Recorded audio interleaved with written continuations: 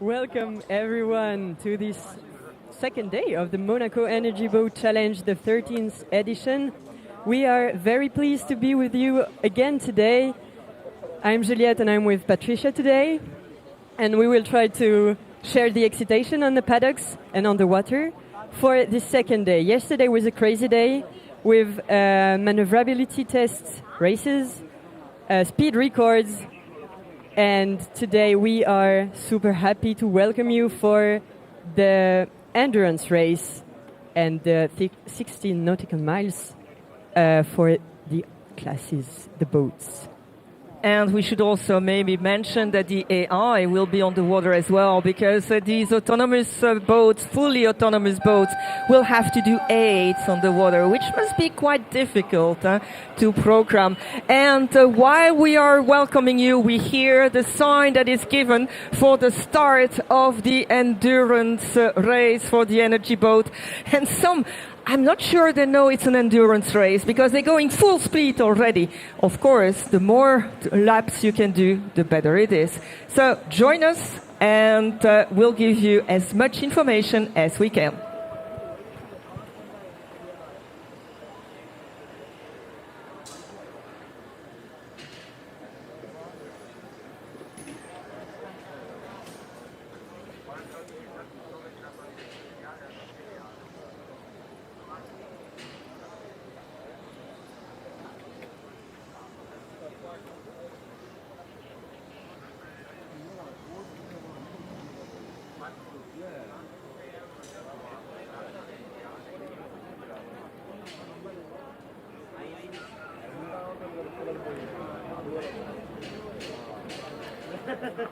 Yeah, and we are already with the action here. You can see that it's a very compact float at the moment. They started nearly all together. It was funny to see actually because they were very close, and I find it a little bit dangerous doing it that way because it's a 3-hour race.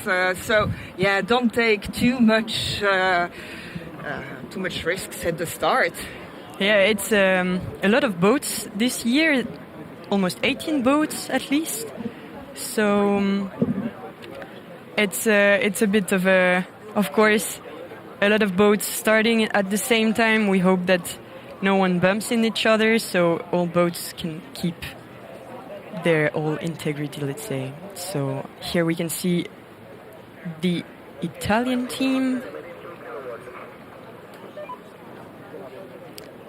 polyboats, and just behind. So it will be a 3 hours long race. Yeah, we're there with number 14. Number 14 being the boat from H2 Fly. So Politecnico di Torino with these students who were very happy to introduce their Alea, which is the name of the boat, on 2nd of July. And it was such a long season to have this boat being on the water. They overcame one by one all the challenges they faced, and with their hard work, their dedication and their passion, they're now on the water.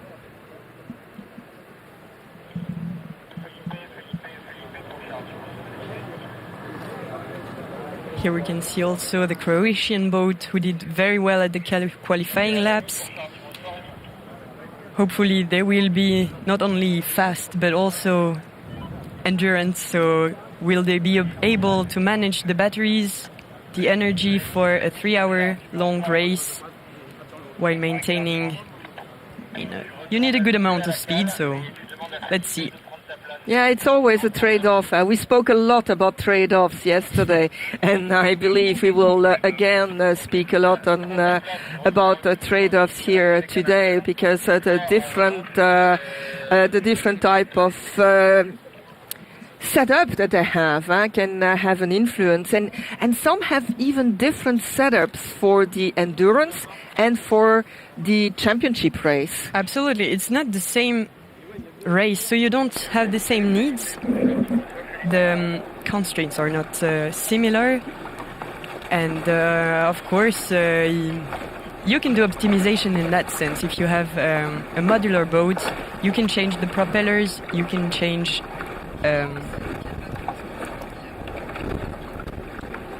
so it's interesting to see how we can optimize for different needs. Yeah, and you see we are here in the action actually. We are nearly like as if we were the pilot, more or less. And this was with number 3, with Nereid. Look at this, the University of Technology of Troyes with, their aim is really to push the boundaries of sustainable innovation and therefore advance marine technology, as all of these are trying to do. But they explore really cutting-edge solutions, and they have 4 main areas in their boat. They have the engine design, the energy chain, the cockpit, and the onboard systems. Now, the challenge, I guess, is to have those 4 things working together, Juliette. Yes, definitely, and to have the integration is a big question, also a big challenge for every teams, and having all of them individually working is already a challenge, and then putting them all together is another one, and having them to work together is the final challenge. And of course, most of the teams have been also working on the docks those last days to have them work. So let's hope the best for them. Yeah, and I'm really glad to see DTU float forward team there from the Denmark's Technische Universiteit, because yesterday evening they were desperately looking for some tools to repair something. They had already a minor problem during the qualifying laps, and actually just the motor who stopped. It decided it was enough. Don't do anything anymore. They were towed in and they found the solution. They came back. They did a good qualifying session, and then they had this problem. So really happy to see that they found the right tools to be able to participate today in this endurance race. You see the concentration of the pilot there. Yeah, last year they won the Rookie Award. So let's see, they are really dedicated to do even better this year. Yeah, because they focused on a custom propulsion system that is 3 times more powerful than what they had last time. So it must be quite a change. I don't know whether it's the same pilot, but having 3 times more power, you need to be able to manage it as well. Mm-hmm, yes, definitely.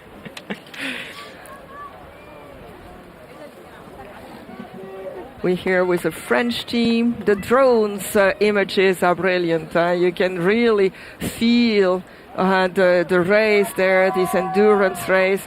So the point is doing as many laps as you can with the boat. So, oh, he looks very happy. Look at the smile we have there in the boat from Nereid, from the University of Technology of Troyes. And we hear that there is already one that unfortunately has to come in, and that's number 15.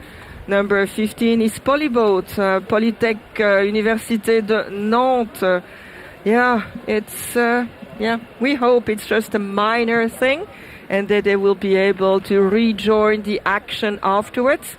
But let's see what's happening. They were saying on social media that their pilot was the best. So very confident in the pilot, so hopefully he will be able to show his best. Yeah, there's many possibilities for the issue on board. Maybe energy, maybe propulsion, maybe something else. Hopefully it's not something too important and they will be back on track. We see here with this boat from Nereid that he is communicating as well, because there is always somebody from the team who is next to the race director and who can give some information. Look here, an overtake, one in the middle and one on each side. So this is also important. Oops. What is there? I didn't see. There was. Okay. Yeah, there is a boat slower than the others. Yeah, so very slow. So it's even stopped, actually. Yeah? If you look at it, it doesn't go forward. So, yeah, you have to be careful and then take the buoy in the best possible way. You see this one, Adria is taking it very close, the following one as well, the Italian boat very close to it. Sometimes it can be a little bit of a challenge. Huh? You shouldn't be too close, because if a wave pushes you to the buoy, it's a big issue.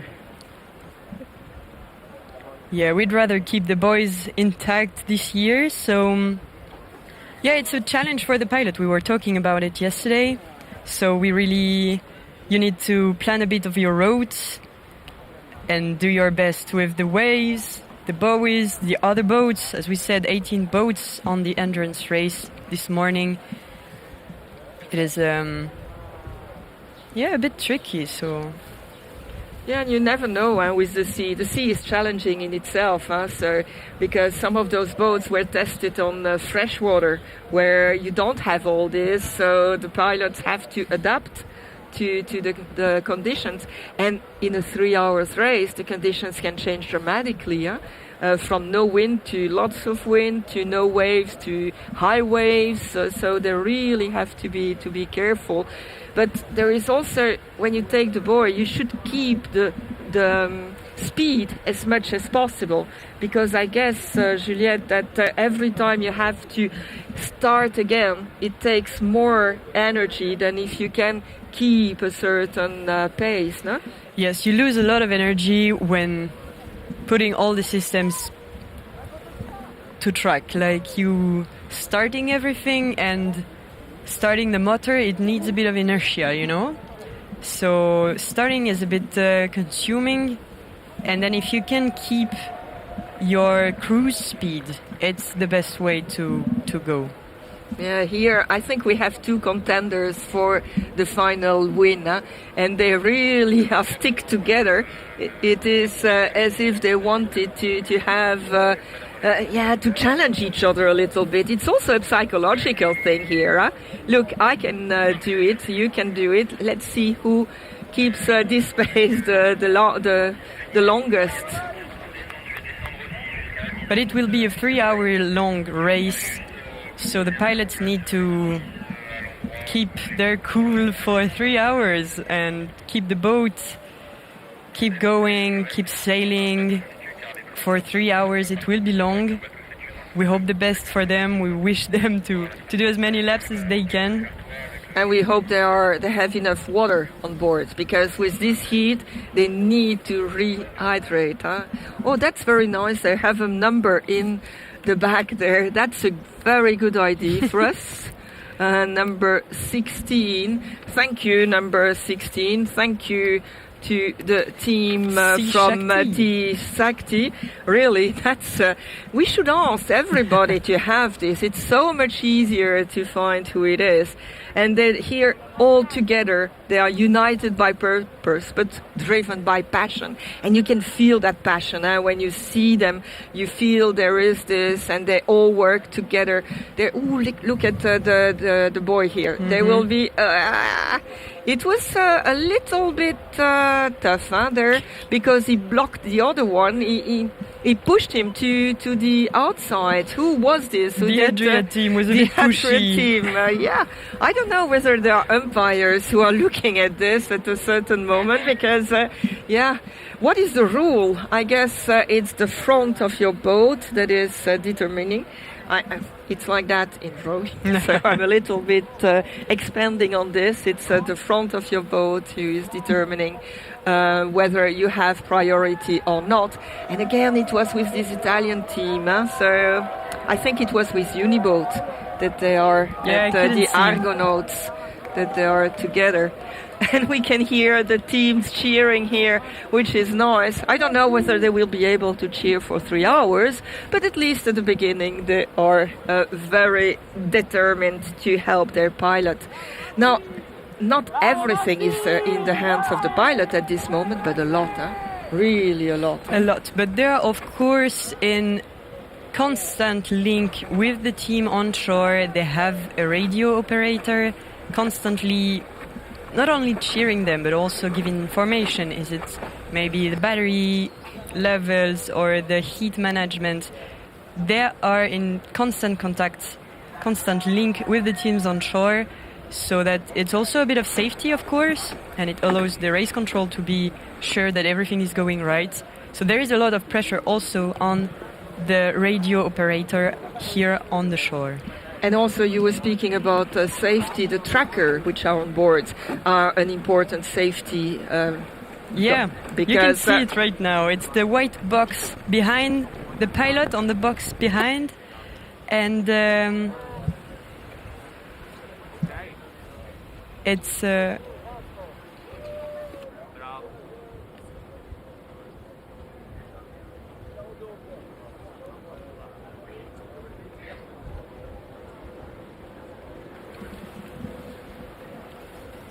Yeah, so you were explaining about the tracker.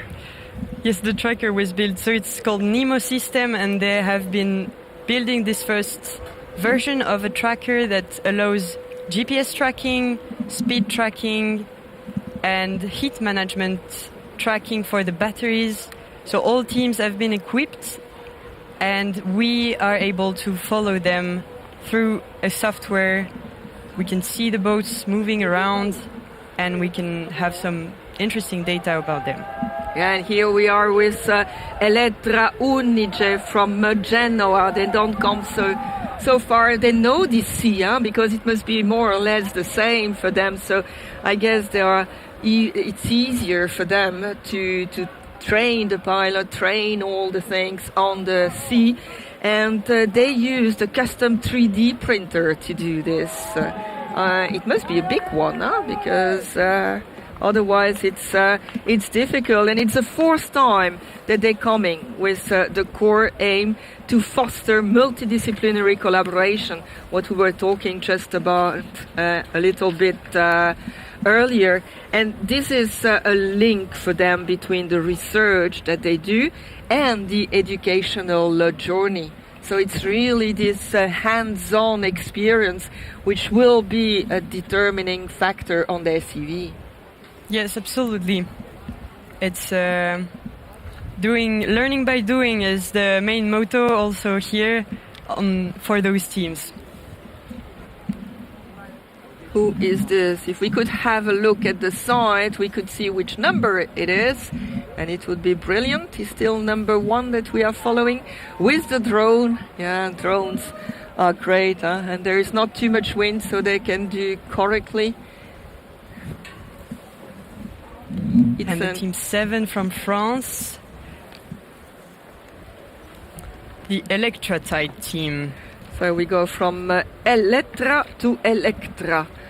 Yeah, there's a lot of electricity in the air. Yeah, so the Electra tide, it's the very first time they come and participate here. And there are 26, but only 9 of them are here on site.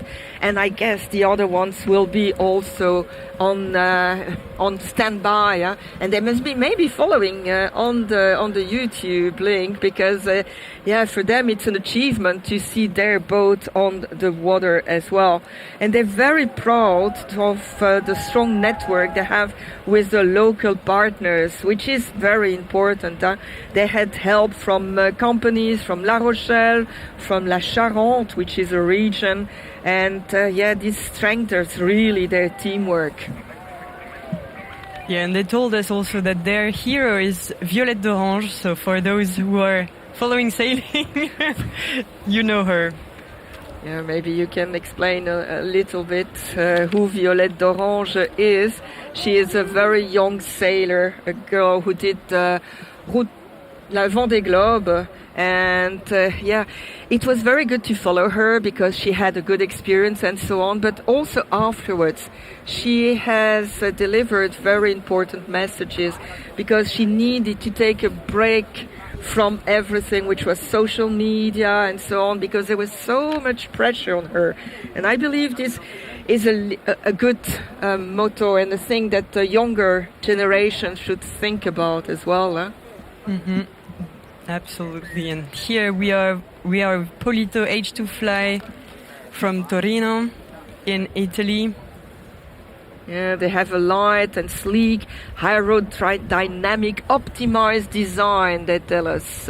So they put a lot of energy into this to make sure that there is as less friction with the air as possible. Because everything that slows down the boat is a problem.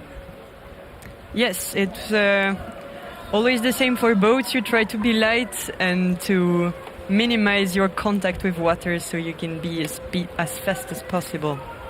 And also, I guess, the shape of the cockpit. But here we're a little bit puzzled sometimes, because some are very, in a point, some are a little bit rounded, some are even square.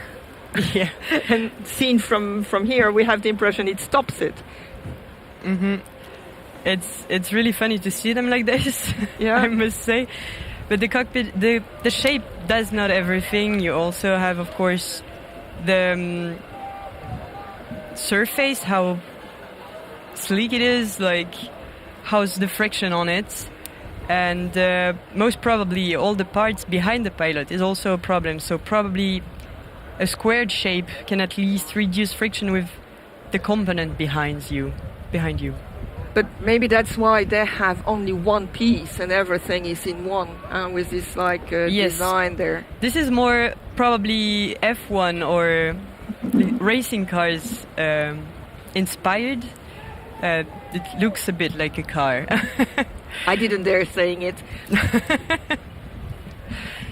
Yeah, and I don't know whether you saw, maybe we will see them later again, but in the Electra Tide, all the components with the battery and so on are like in what you have in big ships, like the how do you say that, the safety boats that they have, that you throw on the water and they inflate automatically.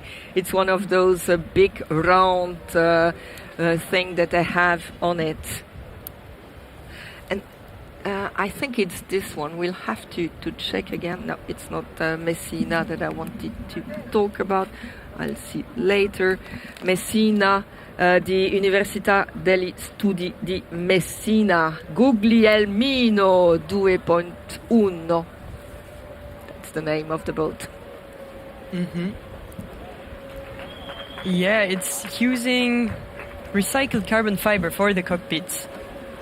So it's always interesting to have a better use of the materials. Yeah, and for this Guglielmino 2.1, they added some solar panels. They have more charging surface and more autonomy on the water, which is a key step for this 13th edition, because it never stands still. Every day they think about the possibility to have additional features that will make it better. Yesterday, you remember, Juliette, we were wondering, we had these flexible solar panels that were moving a lot.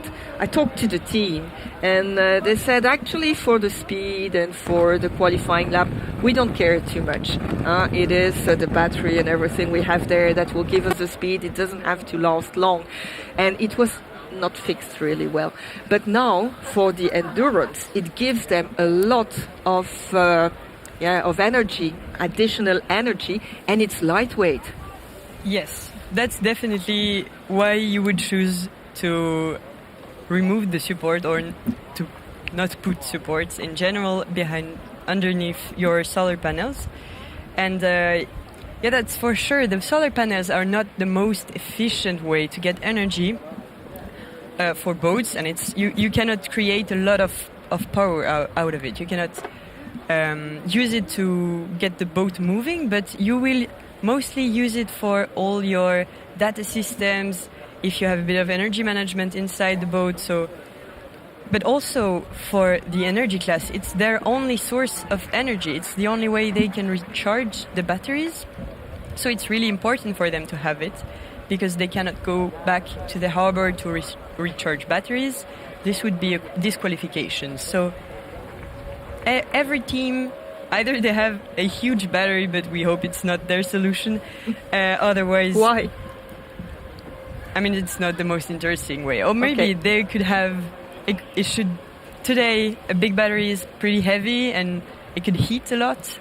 So you would rather try to innovate a new way to create energy and to recharge the battery.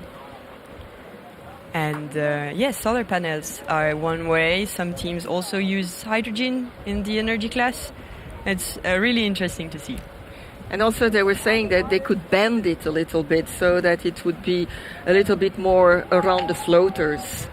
So, yeah. Probably more convenient for them. Also, maybe they can grab some rays reflecting on the water. As we know, it's reflecting a lot. So it's a way, and maybe a bit more aerodynamic, also reducing friction once again.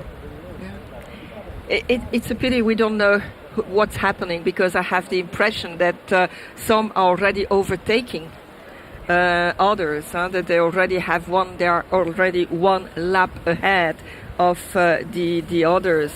So yeah, we still with Monaco Energy, and they want to focus on the validation of their solutions because they want to do better every single time. They have an electric boat with smart boat data, and like all the others, they are highly motivated. But what's really funny is that when you read their documentation, they all say this. We are a highly motivated team of students, and you have to be highly motivated because you need to do this. Some of them do this after their hours, their normal hours in their curriculum. Others will do it with inside their curriculum. So it's also, there are lots of differences between these teams. Some do it between, some have money, some don't have. So yeah, some are big teams, some are smaller ones. So many possibilities. Yes, that was also really interesting for the teams to come here and realize their model is not the only one existing. And you just realize maybe you are super lucky, or maybe you are doing really great regarding your resources available. And it's I think it's a humbling also step to realize other teams have other conditions, other constraints, and everyone is doing their best. And to be able to meet everyone and to understand these differences, it's really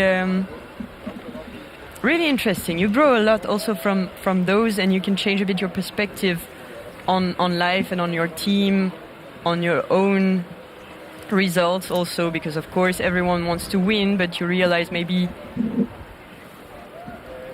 everything is possible, and you're doing at least your best with what you have and what you've been given. Yeah, indeed. What you say is important, comparing with the others, talking to the other teams, seeing what they're doing. And there's a lot of open source here as well. So you can learn from the others, take what was already done and try to make it better. It's really exponential, I would say, the way it develops. Yeah, exponential maybe is a bit of a big word, because still students team doing it on their free time. So, but it's really interesting to see this exchange of information, the tech talks that were yesterday, and then teams are exchanging a lot. So growing from information they share, maybe you get inspired from someone's technology, and the other team find a choice you made is smarter than theirs, so you will a bit change your way. It's really the way it goes, and it's really interesting, yes. But it was also because at the first editions they were only doing 10 knots. Now they go up to nearly 30. Mm-hmm. So what a difference in 13 editions. It wouldn't be possible to go as fast in technology if you didn't have all the exchanges and building upon what the others are doing. Absolutely. If it was only one team, maybe they would have stuck to 10 knots. because it's, maybe good enough, or maybe you develop stuff but you don't realize the challenges, and getting inspired is important for innovation, and that's why also in research they exchange a lot with international people. So and of course it wouldn't be such innovation without the Monaco Energy Boat Challenge in general. Yeah, it's really giving a playground for all of this. I was wondering what goes in the head of those drivers that are passed by another. Are they thinking, okay, I'll do it my pace and we'll see how far we get? Or they know what they can do, and maybe they think the others are a little bit too sharp. They want to go too fast because I will use that word a lot, compromise. You have to have the compromise between going fast and doing a lot of laps, and maybe stop at a certain moment, or doing your pace and being able to stay longer on the water, because it's not the first one who crosses, but it's the number of laps that is of importance. Yes, it is, as we said multiple times, 3 hour long, so they need to take their time in a way. It's so hard. I think it's a hard race for the pilots and for the teams on shore. It is sometimes even yourself, you just don't really know where you're at. Every team knows more or less what they would be capable of. They have a rough idea maybe what the others can do. And taking over is I don't know, maybe mostly in the first laps and then it stops, or maybe one boat is really, really faster than the others. All pilots also have different strategies, all teams develop different strategies. Maybe some of the boat will just slow down at some point and trying to get the energy from the waves to recharge their own batteries. So let's see what's happening. Yeah. And again, a quite challenging buoy there for Team Sakti. I think that was in the middle there. He was cutting a little bit the others, and it's you also have to be careful about what you do. You don't want to crash. We saw one boat had a little problem on the hull, and that can be so bad, because if one of those two hulls get water inside, then it will go slower. It will also go down a little bit. All the balance will be broken. So you have to be very careful about what you do for you and for the others, because fair play is also one of the elements here. Huh? Yes, being fair is very important, and I think everyone is trying their best to give to all the teams the same chances, and there is no only fair play here around. I think the teams are also helping each other. A lot of teams had issues yesterday. They faced different problems, and all of them could find, or at least all of them could find a way out. Maybe also tomorrow or later today they will have the chance to go on the water, and we hope that for every team, of course. And they must be careful for themselves and for the others, as you said. Yeah, maybe if they're not used to the waves, they think, okay, I can pass easily, and then there is a wave that pushes them. So you need to take a little bit of a margin sometimes. We just saw the Riviera Racing, Cambridge University there, which is here for the third time at the Monaco Energy Boat. And they evolved from a startup project, and now they are really a performance-focused racing team. So they want to go further. And one of the things they were saying is that they have a custom propeller geometries, which was done with computational design. Mm-hmm. So using, of course, their computer to design the most efficient propeller they can with their own constraints. So it's kind of explaining your problems to the computer and trying to understand what you can do to overcome your challenges. So it sounds a little bit like AI, or is it just mathematical models that are applied? It depends. So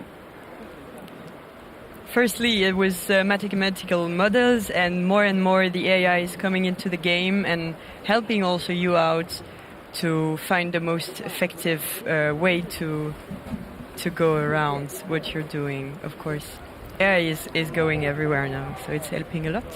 And are there different types of AIs for these type of things, or is it the ones we know? I will not say any brand, but most of the time for specific questions or very specific problems, specific models are also existing and applied. So there are specific models that are really focused on some developments. And you can train them, like you trained, the autonomous boats are training their AIs to do the different things they have to do. Yeah, most probably. I must say I don't really know how it works for computer-aided design. I'm not sure, but most probably people are training the AI, of course. And here we are with Biscaya, so the boat from the Basque country in Spain.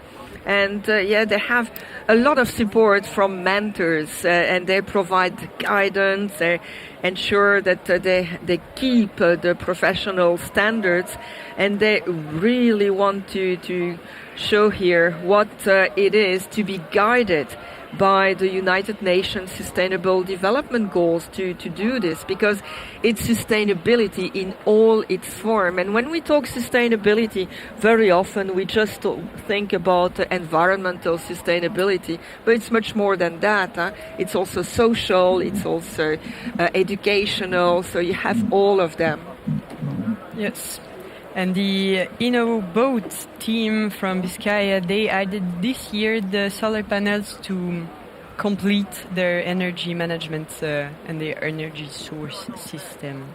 And the pattern is inspired by the dragonfly. And they have a very beautiful design on it, because, design is also nice. Of course, it's only cosmetic, but it gives you a little kick when you see them. You are emotionally attached to your boat, I guess. Yes. When you spend a bit of time designing something and then constructing it, of course you're emotionally attached. And I think it's just like for other boats, you want it to be as beautiful as possible, as clean as possible, and you're trying your best. And I see there for Biscaya that they use environmental data to do the route planning. Mm-hmm. So that means they're doing it ahead, or do they have a constant return on this so that they can adapt? So I think from what I discussed with them, they would have liked to have the real-time conversation with the AI and planning in real time, but getting those data is very, very complicated, and that was time. Hopefully everything goes right for all the boats.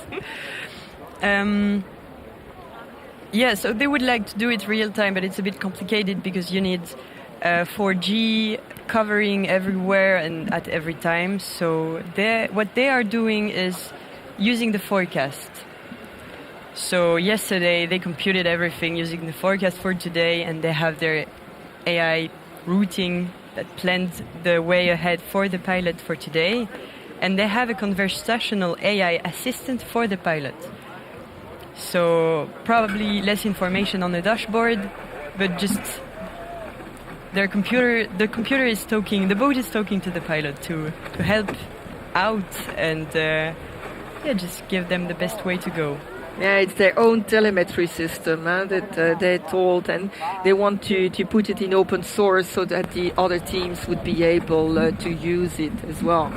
And we're back with our Danish team here, DTU Float Forward, and you can see that they have to work, the pilots, for doing this 3 hours. Okay, there are the stretch line, the stretched line, but nevertheless, even then, you always have to rectify to be able to go in a straight line, and then you have all these turns that you have to do. Hey, hello!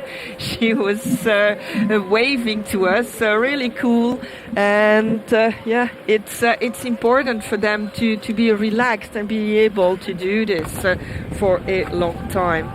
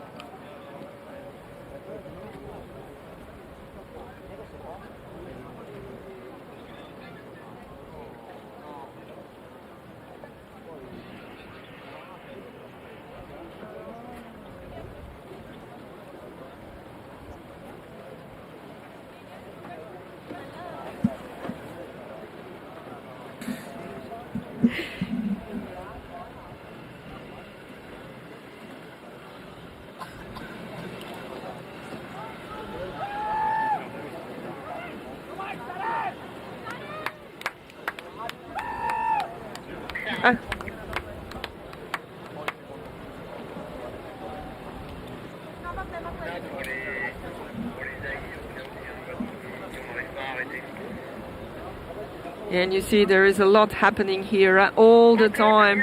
Boats are still overtaking each other. They're just trying to do the best, and not always as easy as you could think. So we're trying to keep track, but it's difficult because some are going very fast at the beginning, then they slow down a little bit, like Juliette explained. So let's continue following them at the moment, and maybe we can have a point after 1 hour of racing to see who is in front of the race at that moment.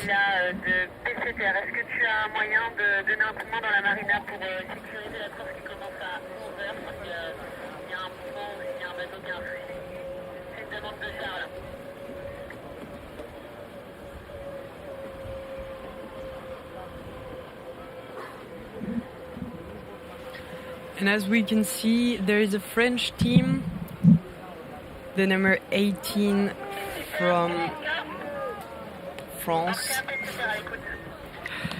which is Hydrogats from the École Supérieure des Arts et Métiers, a French engineering school, apparently having technical issues and they need to get back to the marina. Probably they will not be able to keep going on this endurance race. What a pity for them after not even an hour to have to come back. And it's difficult. They started in 2017 already, so they're quite experienced in this. And they participate continuously in international competition since 2019. So I wonder what is happening. But can they go back if they find? Normally not. You don't think so? Let me check what the race control told me just before. They can go back and fix it if it's doable in the time, but they're not able to go back to the harbor to recharge batteries. This would be disqualifying. So maybe the Hydrogats team will be able to fix their problem and get back to the endurance race a bit later on, and we hope that for them. Yeah, we really cross fingers. They did this year bring out new propellers, new design with another geometry that reduces vortices at the propellers, so again something that slows you down and can disturb the flow after the propeller. And they also have a contra-rotating arrangement, so blades turning in 2 directions to reduce friction and go a bit faster while consuming less energy. Yeah, and they said they wanted a more reliable boat, so I guess it's not the first time. They unfortunately have some technical issues, and we really hope the best for them.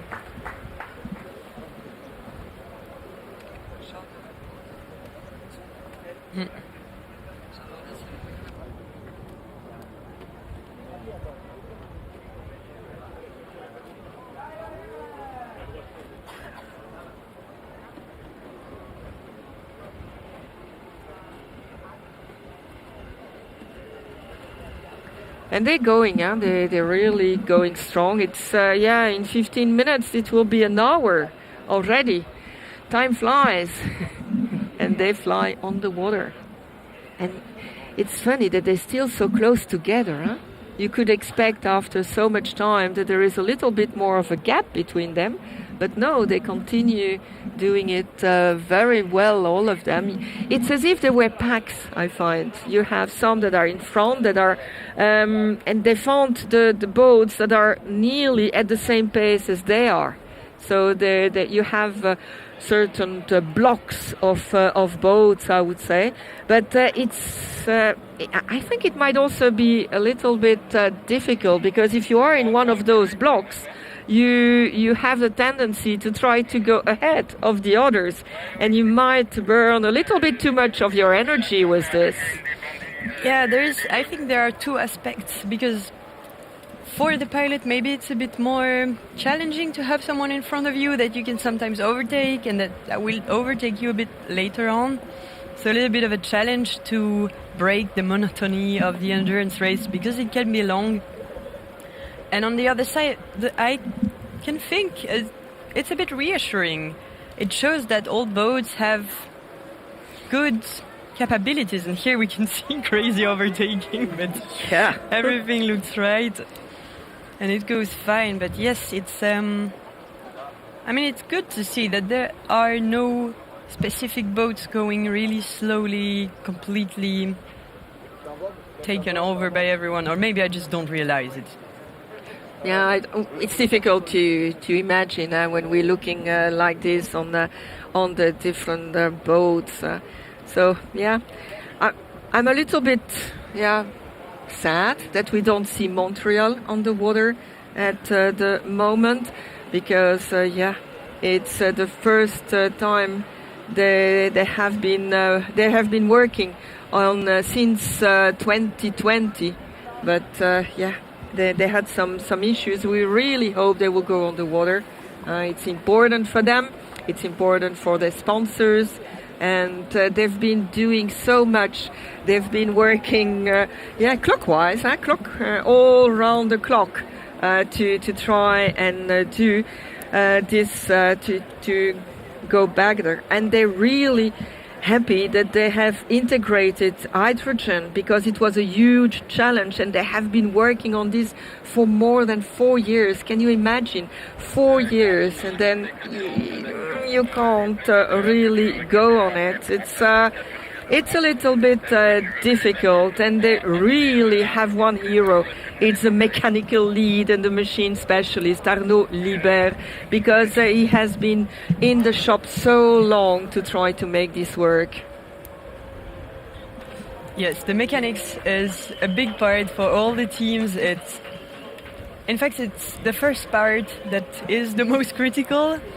And then, of course, the electronic is super important. All the data, everyone working on a boat is important. I remind it to everyone.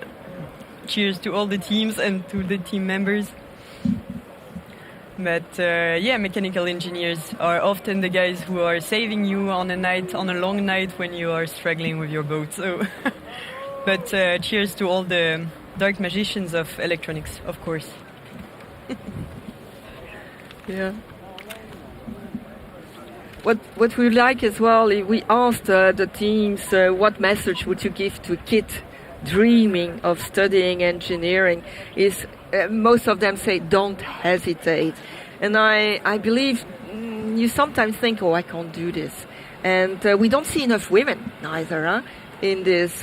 So how can we do to try to motivate more women? The Monaco Energy Boat Challenge is a good example. In some teams you have a lot. Others could do better, but it also depends of who is available in the university. yeah, who's available, who's already studying in the field, who's interested by building boats. It can be that 1 year no woman is interested. I mean, it doesn't mean that they don't exist in the engineering schools, and they are there. We are here, and there are so many things we can do in general, but showing off and seeing other women doing engineering, going to be pilot for a team, just such as the DTU team, they have a women pilot, and it's a good example also to show that everything is possible, and if you are interested, you can just go for it. And yeah, it's a nice message to pass forward. Indeed, just go for it, and you have here the perfect role models for this. Huh? It's important.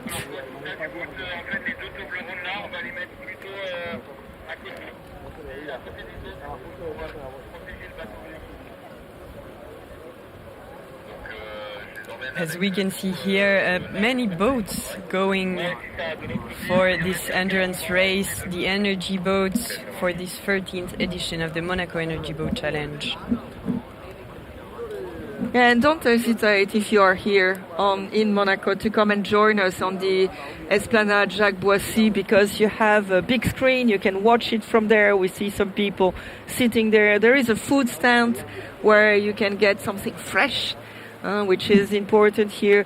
There's also some entertainment, so don't hesitate to join us here. And you have a good view on the race as well, which is nice. You have the screen and the real world. And here we see the Elettra team from the Polytechnic School, University of Genoa. And yeah, they're doing great. They also have a woman pilot, by the way. There are quite a few, I think, as well, because the weight is important, but some of the male pilots are very thin as well, like Massimo is really and very dedicated. They have to train, they need to have a license to go on the sea, so they also have to take that as an additional curriculum. Ooh, number 7 seems to be... Stop. So, Elettra side team, they seem to be stopped. I don't know whether it's because they don't have battery anymore or anything else. It's the first time they participate. He's trying to get it back to do, and yeah, the first time they participate here, and yeah, let's see whether they can come back or whether they have to be towed in.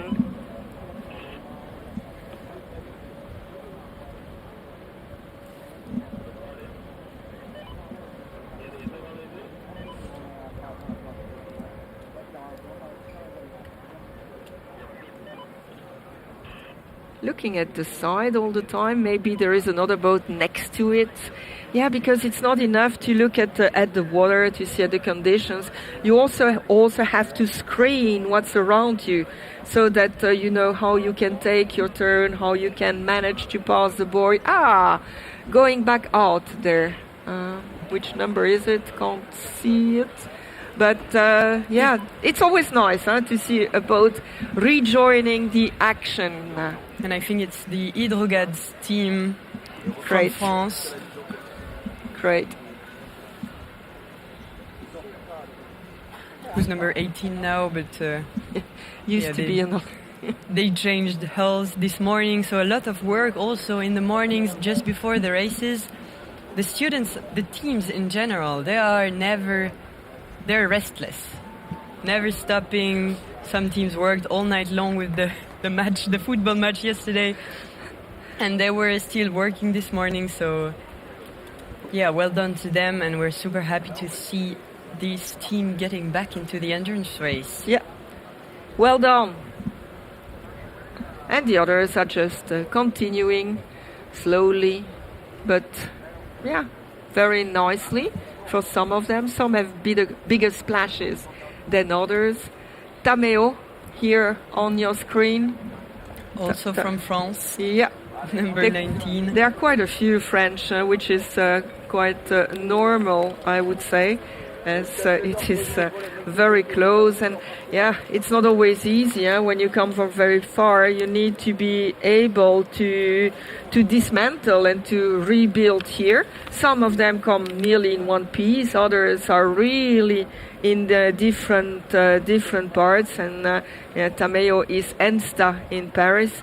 They are at their 5th participation, but with the same energy and passion as all of them, I think. And last year they were 5th. So, yeah, they want to go 2 steps higher on the podium. And, here it's number 17 with the team from Uniboat, Bologna Argonauts team, a very, very, very experienced team, a very good team as well. Their boat, which is called Futura. So, yeah, they're really looking inside the next generations of maritime developments. And this is all about what this Monaco Energy Boat Challenge is about. It is engineering the future of yachting, looking at new technologies, innovative materials, alternative propulsion, and reducing environmental impact while maintaining the performance.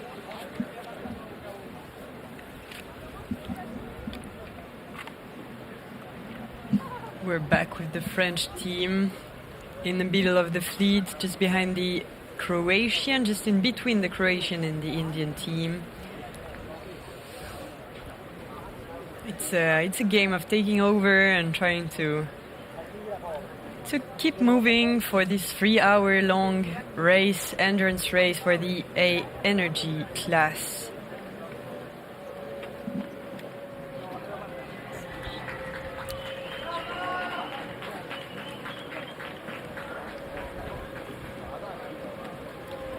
And on the shore, all the teams cheering for their pilot because it must be hard for them. So the energy is also from the public, from you guys. It's always nice. Mais on n'a pas de tracker ici, on est sur nos GSM. Parce qu'il fait trop chaud.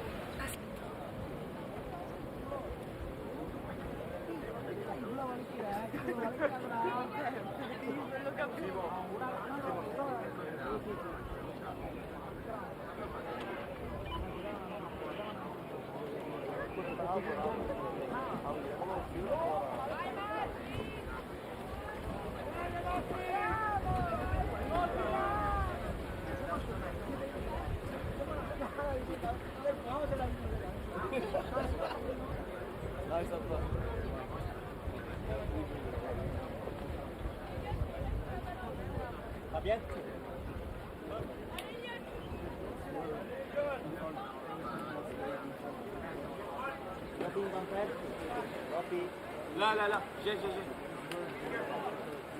Je descends.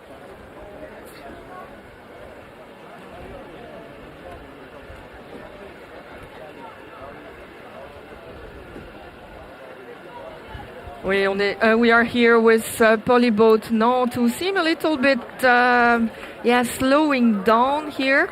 We don't really know what's happening, unfortunately.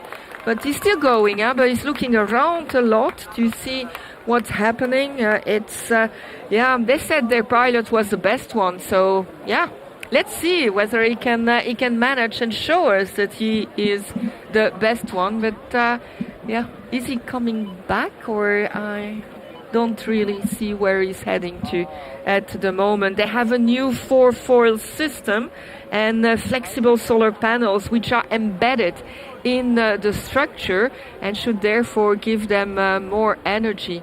And even if you go slowly, because he continues, I see him turning here at the finish. So he goes slowly, but continues. So if he can do 1 or 2 more laps, it's better, because this race counts for 2. So when you have the results, it counts for more points. So the more points you can get here, the better. And they all focused on this. And it's only on the 21st and 22nd of May that they saw their work taking real life, because they did a lot of efforts. They had a lot of patience and teamwork to get their boat on the water. And yeah, it's an incredible experience for them, as it is for all those teams, seeing the result of sometimes years of development being here. It's brilliant.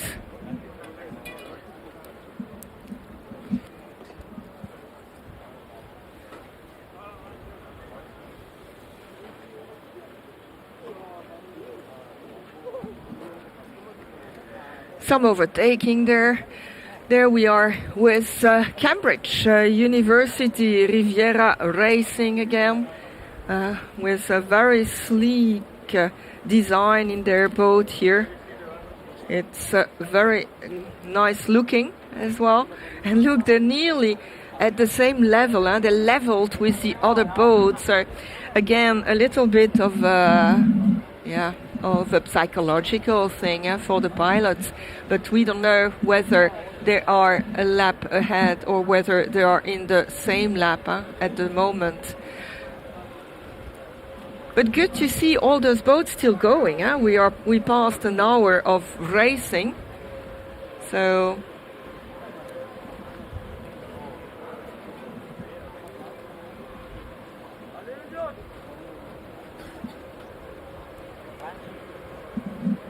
Suivez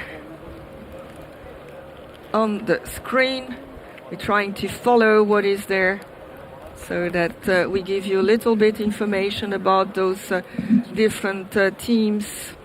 The Suivez from Milano, and they have quite a large team that is behind this one. It's 80 members. And they did an internal development that gives greater control, because that was important for them. And they work already very closely with industrial sponsors, because they are a testing and experimentation laboratory for new technologies. So it's good for them to be followed like that. And they went at the East Series races in Como to look. Yeah. Look at this. They're really packed, huh? It will be a tough race. It will be interesting to see how it develops. Yeah, more and more boats. We're really expecting the results, looking forward to it. And let's see if there are more and more boats in this Monaco Energy Boat Challenge. The endurance race will be will need to evolve a little bit, maybe, because the format for more and more boats will be more and more packed. So let's see how it goes. Yeah, but it gives other challenges as well, because it's not only about the boat itself, the mechanics, the fuels that are using, but also skills. So it combines a little bit more of different things. It gives, again, a big responsibility to the pilot, like it will be tomorrow as well in the championship race, where she will also be determined. Look at this, they're really level, trying next to each other, and now there is a move.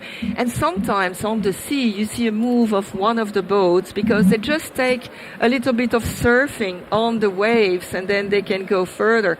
It's also something you have to learn, how to read the sea and how to be able to use it at your best abilities.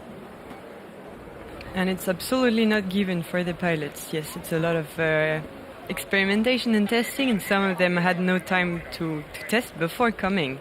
So it's a brand new experience that they need to take the best of it. What a turn here. He must be a Formula One driver, Adria. Yesterday we had a little interview with him, and he said that he practiced a lot, and you can see, because he's really agile in maneuvering his boat, but also the way they can turn depends on their propulsion, as far as I understood. Some types of propulsion allow you to take shorter turns, and also with these dual propeller systems.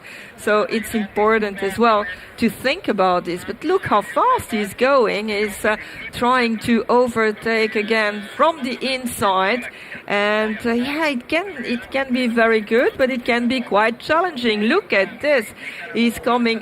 There he will go to the outside. He didn't dare passing again on the inside like he did on the previous one.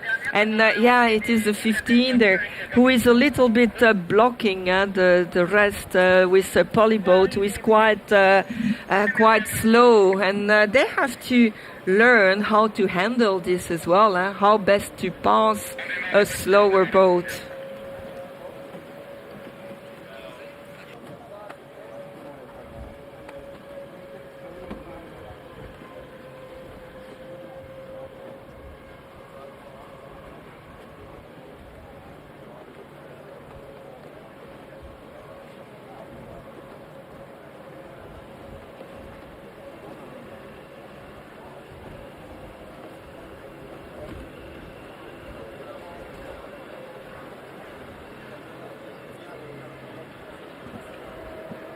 Still.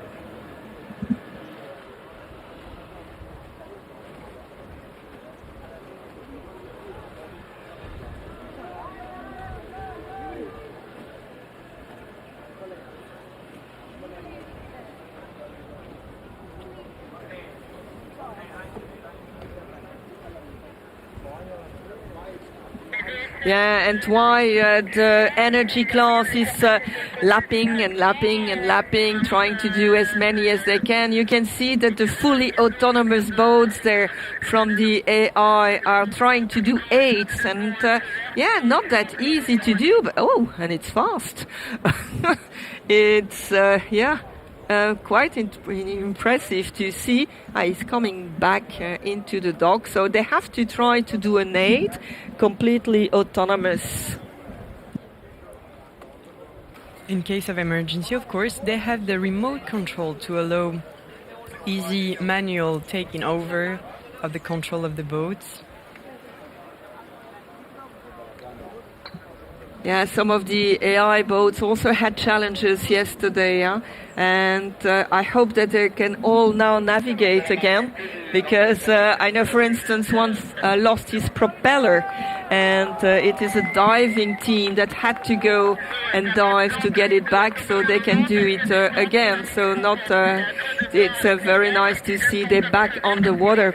There is also the very young Austrian team there with students who are only 19 years old, which must be such a nice experience for them, and we hope to have them on mic this afternoon when they finished their 8 year. Yeah, it's not donuts this time, it's 8. No donuts anymore, and we can see the boat from Ugent, the red boat, just going. They're preparing themselves. I don't know how you say for an autonomous boat, but it's going on for starting the 8th, most probably. Those are the ones who lost the propeller yesterday and had to hire. So it's another budget that they had to have to get a diving thing. Can you say that autonomous boat is concentrating to start working, or? But the team on shore must be super looking forward to seeing those. And he is going.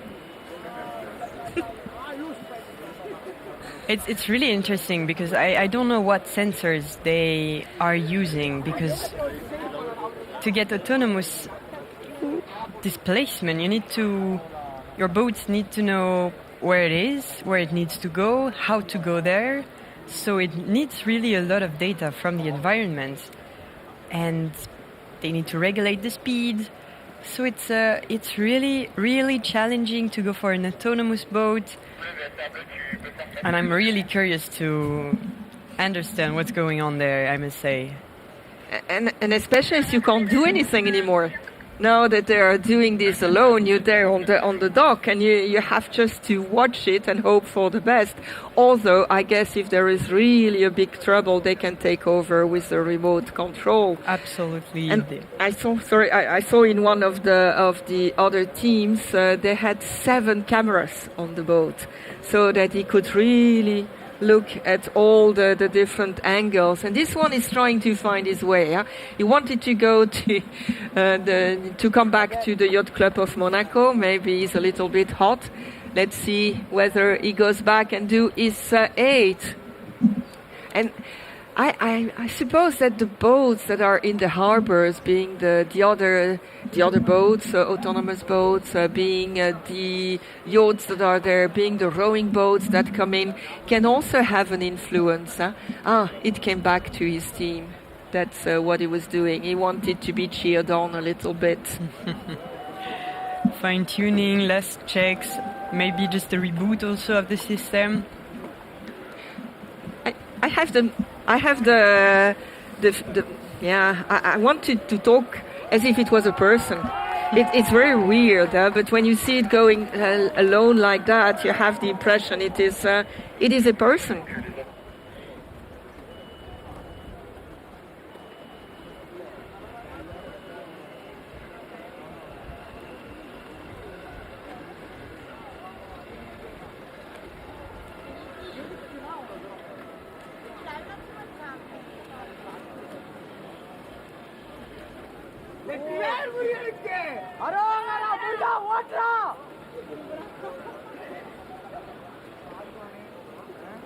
And there we are with Team C Shakti, the team coming from India. Very good in communication, this team. They already won the communication prize several times. And they have a new cockpit this year. And they have really ambitions and perseverance to do this. It's a small team, only 12 members in the team. And they started in 2022 to show the India's presence in the sustainability-driven platforms. It's funny. I just saw the driver of Sea Shakti making some movements, like when your car doesn't want to go fast. You know, you move on your seat and you try to push it yourself. He was just doing the same here, maybe to get into the speed again after a turn. But it was fun to see. All solutions are good to get a little bit of speed. Yeah.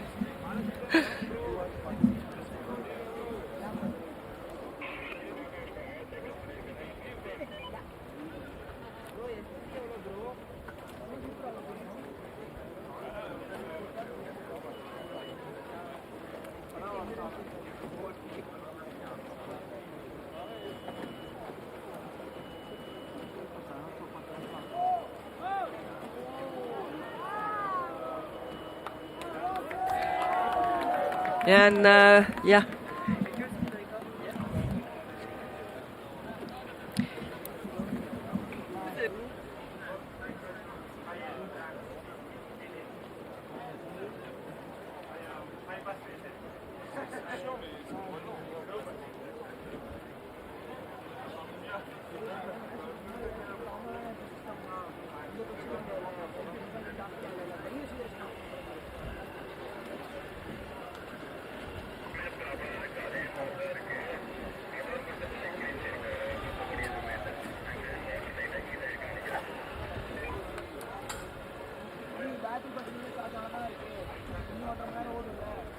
And while we have these energy class teams continuing to lap as many times as they can, we will have in a few moments an interview of a sea lap boat, which is the solar boat from EPFL.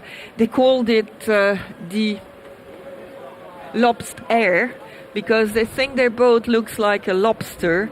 And it can fly, so they believe they can fly. So Juliette will take a little interview from them because she is a former team member and even a former director, manager of the team.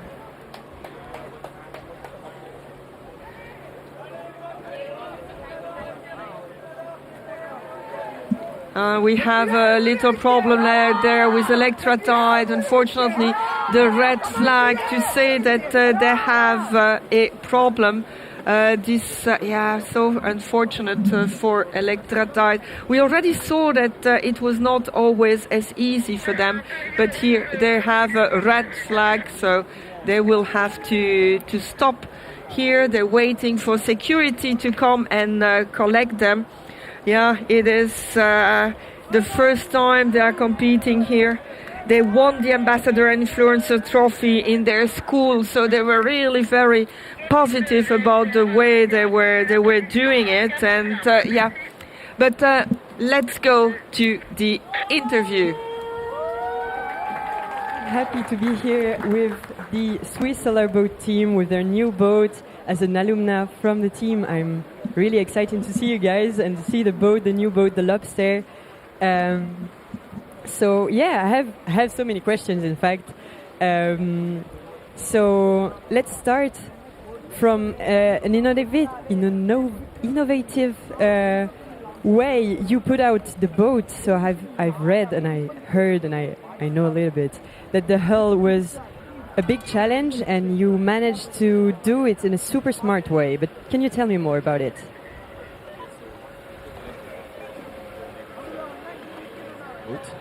Actually, it's made of it's a sandwich with wood and carbon, and this allows to have a good structure resistance of the hull, and to be it's a bit heavier than just carbon fiber, but it's much more efficient in terms of carbon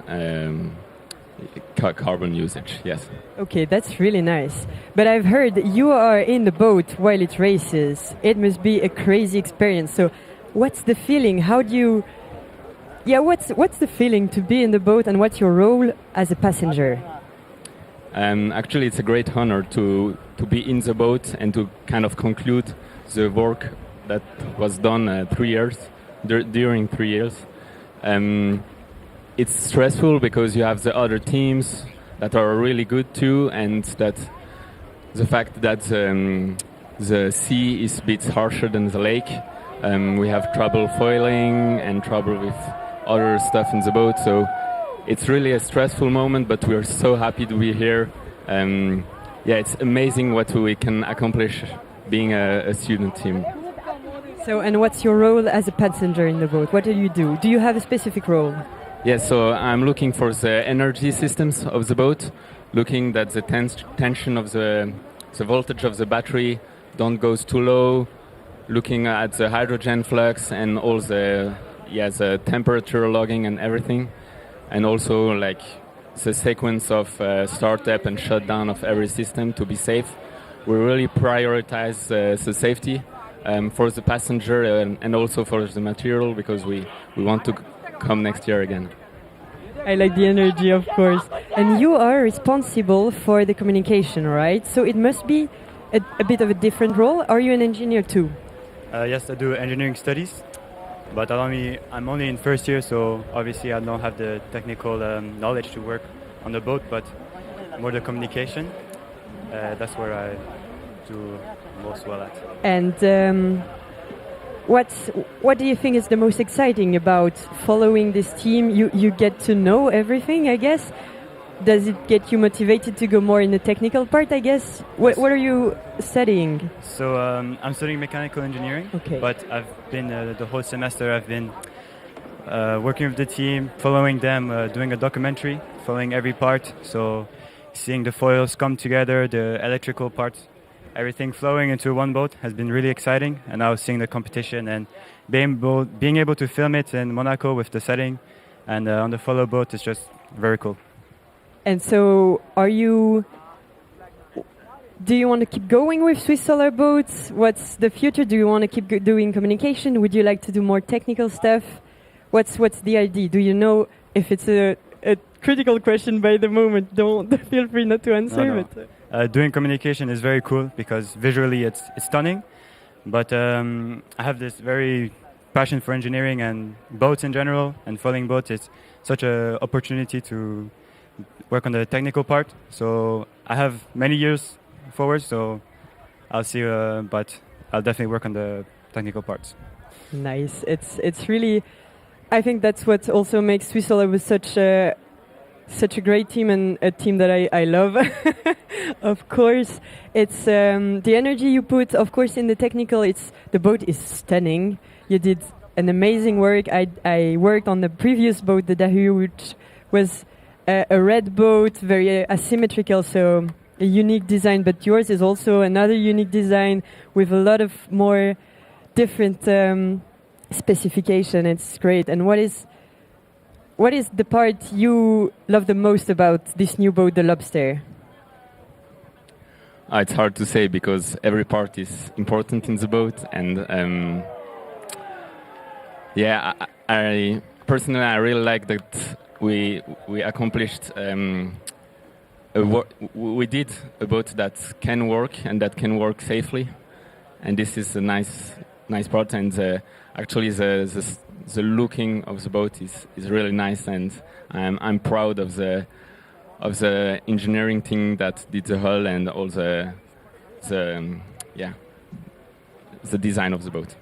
And what about you? What is your favorite part of the boat? Do you have one? Yes, I think the whole boat is stunning. You look at the foils, it moves up, the gantry. But I think what's really, really cool about the boat is when you sit in the cockpit, it really feels like a spaceship. It's a very unique experience, the whole dashboard. And since only a few people are able to be in that cockpit, I think it's the best part of the boat. It's really, really cool. Did you have the opportunity to foil on it? To be inside when it was foiling? No, but I have my camera, so I see the emotions, and it must be very nice. What about you? You had the opportunity to be in it. While foiling? Actually, it's really nice when you start moving. Actually, when you push the throttle, the boat is like pitching up a bit, so you feel really dragged up. And then when you accelerate, the boat goes up and flattens above the wave.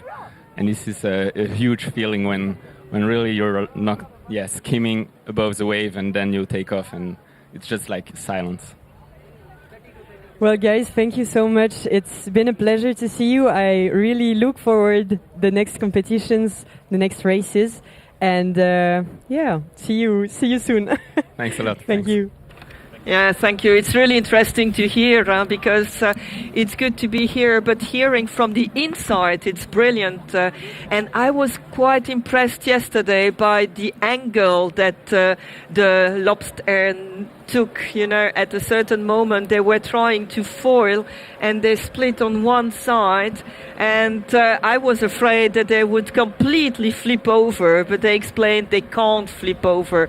It is not possible. They need really 110 degrees before it would really do. But it was so impressive seeing it from here. We were afraid for you, but thank you. You're doing a great job. Thank you.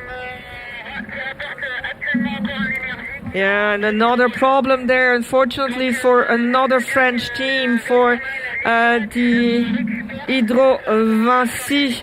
So again, the red flag, which means they have to be towed in because of it. Last year, they're the ones that have all in wood, or most of the parts in wood, and unfortunately they will also have to be towed in. They did everything themselves. They're really building directly on the lessons that they were having from the previous editions. But you never know. And also, it's already nearly 1.5 hour race now.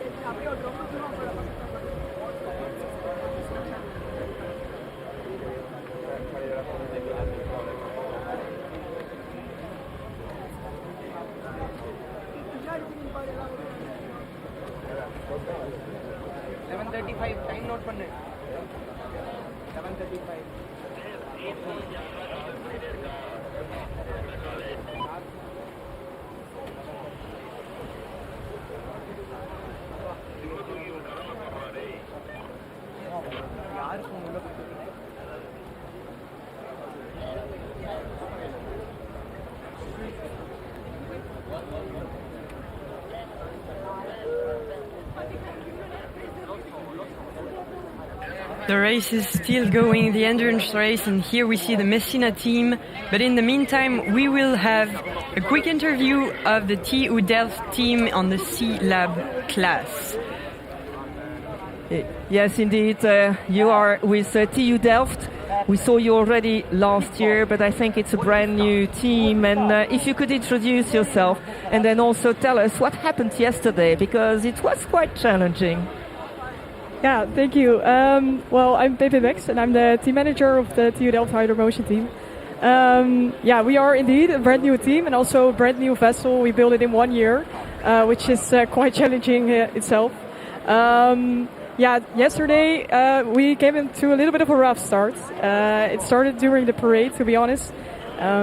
We lost our front foil. We didn't lose it because, it floats, so that's nice. But yeah, we are still figuring out the cause of it. But yeah, that made it a bit hard to foil yesterday. That's why you also didn't see us foil during the speed challenge. But we did participate in the maneuverability and the speed challenge without the front foil. So I think we can still be very proud of the results. And we are currently fixing the foil and hope to be able to show you during the 60 nautical miles today. When will you see it? Whether you can do it or not? Are you ready for it? Well, we are currently working very hard. I think that also shows the resilience of our team. It's really cool to see.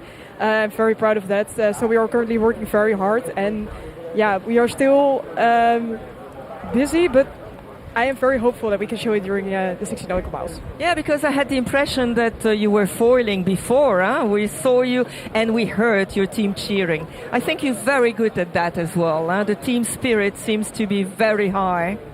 Yeah, that's true. Yeah, we had a very good first testing day.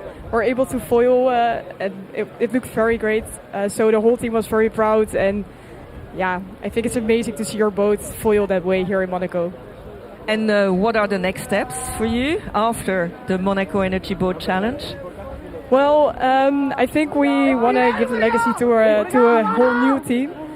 Also this year we started with liquid hydrogen, and I think we made some very big steps in that category, but we were not able to bring it here. That's very unfortunate, but I think our team is very ready for it. So that's pretty cool, and I hope we can show it next year.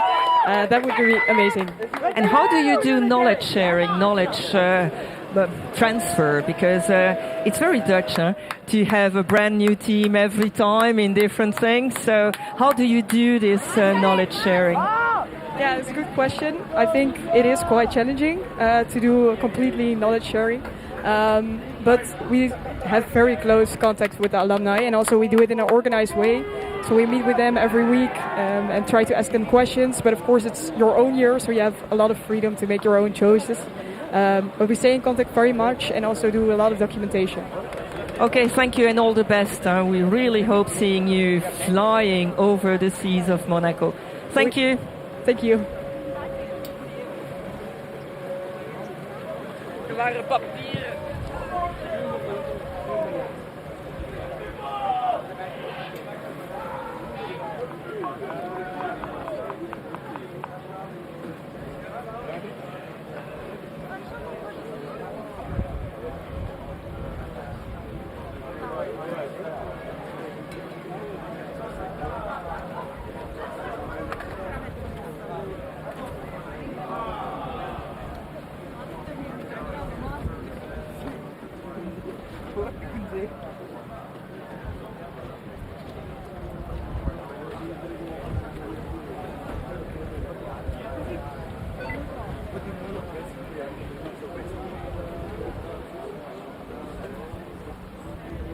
Yeah. Yeah, and you can see that they are still floating, and forward, the Danish team, as the name of their team is. And we hope they will continue. We'll have in a few moments an interview with Puerto Rico, and then afterwards we'll go to the youngest bunch of kids here in this event. So in a few moments you'll have another interview, but first we will have the people who came all the way down from Puerto Rico for this Monaco Energy Boat Challenge.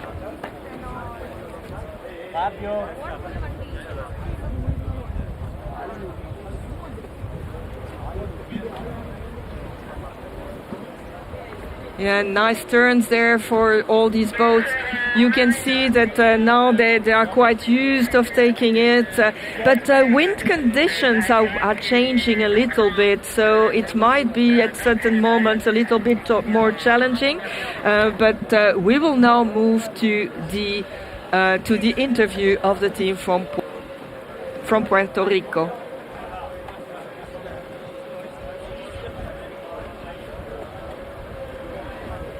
Okay, so we are here with the Puerto Rican team. Sorry, you had some troubles with the race. You're part of the energy class. It's the first time you are here in Monaco, and we're so happy to see you.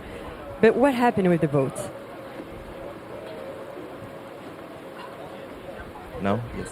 Well, our biggest issue right now is that there's been a delay with the shipping of our batteries, and they have not arrived. Since we do not have the batteries, we cannot complete the technical inspection and have not been able to go into the water right now. That is the biggest issue we've had right now, currently. Yeah. And yes. And you told me you might have a plan to get it this afternoon, probably? Yes. By going to grab it in France. Yes. So because you are coming from such a far away country, you needed to ship every part of the boat, probably by cargo or by air. And the battery, did you buy it, or is it also part of the shipping but was lost maybe in the middle? I like to start to say that our battery is custom made by us. There were a lot of regulations we did to go through. They were sent on time. They arrived on time here in France, but they didn't arrive like here to the competition. Yeah, it's such a shame. So hopefully this afternoon you'll get it. You'll be able to put it on the boat and then go on the water. Everyone is really expecting it. I mean, we are expecting it, of course, but I guess you are the most excited to have the opportunity to show what you've got. So, and yeah, maybe tell us more about the boat, because we haven't seen it on the water, but maybe you can explain us what you worked on so far. Well, I, especially my team, I'm on the part division of electrical engineering, and I worked on all the dashboard, the switches that are on it. I also work on the battery. It was really cool. It was a lot of learning since we did it by ourselves. And yes, I am hoping that we could pass through all the technical inspections, so to certify that we did a good job. Yes, I'm sure you did great. I'm really looking forward. I'm sure the technical committee will do also their best to go through the technical inspections with you. Amazing that you did the battery all by yourself, custom made. I know it's a lot of work. Yes. And yeah, you told me you were also part of another competition before. Yes, we were part of a competition based on Ohio that was called Solar Splash. The entire boat mechanism was a little bit different because, as you know, here you essentially build upon the catamaran, and you create the whole system from on top of there. There we had to bring our entire boat. It was kind of smaller, but equally long. But it's pretty much similar to this competition where they were testing our batteries in terms of the endurance, speed, and our design of the boat in the slalom, so you can check for the maneuverability. Yeah, of course.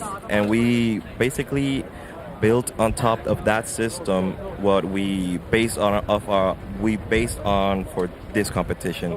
We used components that we know that were safe, they were reliable and trustworthy, and we just put it on this system, and then we designed around those components, and that facilitated us the time of design and manufacture by quite a lot. Yeah, I imagine. So when was the competition? This in Ohio? The competitions were in June, and the last time we participated was last year because we made our main focus to be this competition. Yeah, it would be difficult to have two competitions 1 month ahead. It's really hard to follow. And I guess so. It was a different boat. You built a new boat from scratch, using components and knowledge you gathered from your previous experience. That's really cool to see. And I guess, yeah, you gained a lot of time. So you've been working on this boat with the team for a little bit of 1 year, right? Just a little bit more than 1 year. We had about almost 1 year for the design and approximately also about a year for the entire manufacture of everything. One of the biggest issues in that part was actually sourcing parts in Puerto Rico because many of the components we have to get from mainland USA. So shipping, and we took a lot of time receiving the materials before we could start working. So yeah, that was another big hurdle for us. Yeah, and so it's been a year. Was it another team previously, or is it the same team for a longer time? Like for the competition before, was it also the same team? How long have you been working, in fact, building boats? Well, there's been many team members that come and go, you see. For example, I've been here the longest with another coworker of mine. There are about two that have been in here for 3 years on the project. And some of them were entered last year, this semester. So a lot of students just start working and then show the ropes to the new students, and they take over. So there have been a lot of students that have been working on this. So it's not just the 10 people that are here right now. There's been a lot of work done by many previous members, and that's how we got this far. Yeah, that's really amazing to see. I know a lot of students' team are in fact moving a lot. There are a lot of changes in the team members. As you say, they come and go and they grow, and yeah, it's important to remember that the teams here are not the only people working on the boats and on the project. Thank you so much. Thank you. And see you on the water hopefully soon.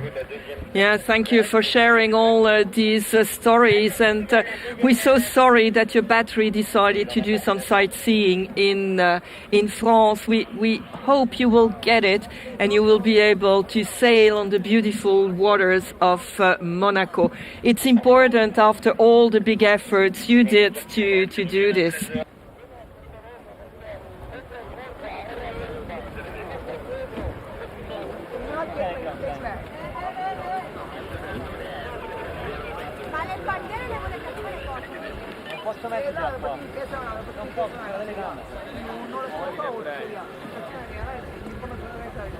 So yeah, we're still with the endurance race, but we have another team waiting for doing an interview there.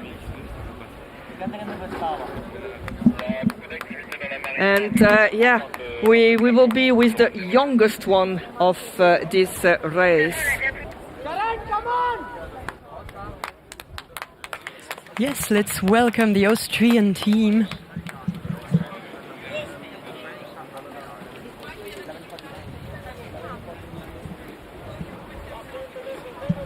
The TGM solar boat from Austria.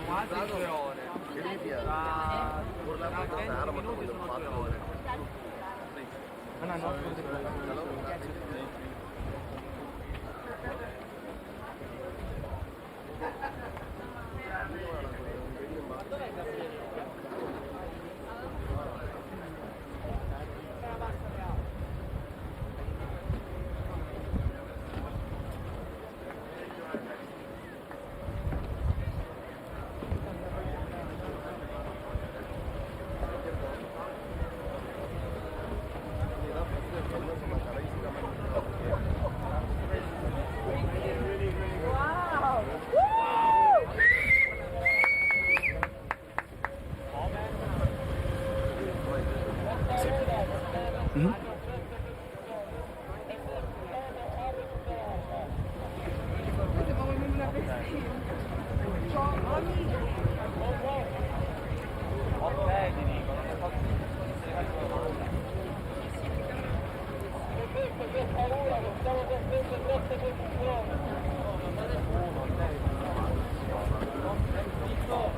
Okay, we're here with a very young team from Austria in the AI class. And I just heard that you successfully did the 8. Let's start with this. That's correct. We successfully completed the figure 8 challenge, and yesterday the docking as well. And we're definitely working hard on the next challenge as well, the slalom. And yeah. How come you're so young and you're here?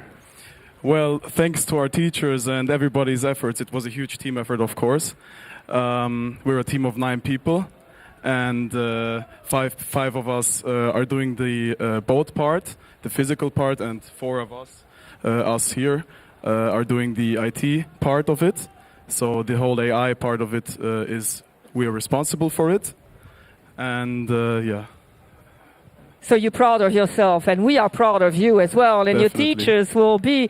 And what will this bring to you for your future career? Well, this is definitely something valuable for our careers, as we can show that we were here and participated in the challenge and were successful with it. And I think in the future we could definitely show that we can. That we are definitely capable of using AI in maritime conditions. Yeah, because Austria is not really well known for the sea. Yeah, that's right. But still, we have our own few seas and like to sail a lot as well. So yeah, we're definitely. And will you go to university after this? Yes, we're all going to university in Vienna or maybe somewhere else. I heard something in the US? US for me, no, personally, but maybe some of my team colleagues, maybe, yes. Yeah. So great. I thought of Italy as well. Not bad as a choice. All the Italian teams here, maybe you can have some cross information, and we will find you back in one of the Italian teams. Mm-hmm, exactly. Yeah. Is there a final thing you would like to say? Final thing, good luck to everybody. Let's have a nice competition, and yes, that's it. Und vielen Dank. Vielen Dank. Thank you. Thank you so much. Thank you. Danke.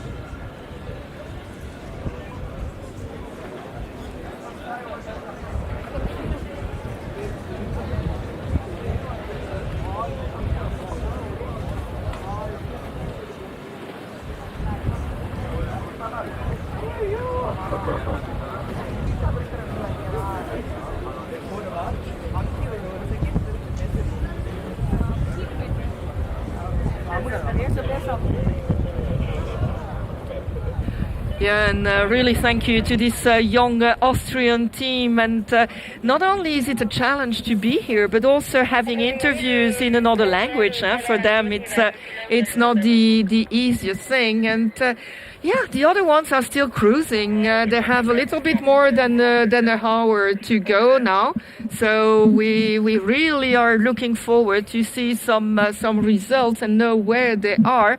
We have some more interviews for you later on because we have a very good Mae who is dealing with this. So reserve him a good thing when he comes. that if he comes and asks you for an interview, be very happy to welcome him. So we are there with Adria still cruising. I have the impression he's a little bit slower than he used to be in the beginning.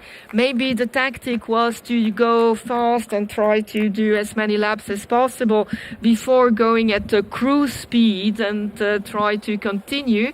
But anyway, he's quite impressive. The team from Adria, looking forward to it.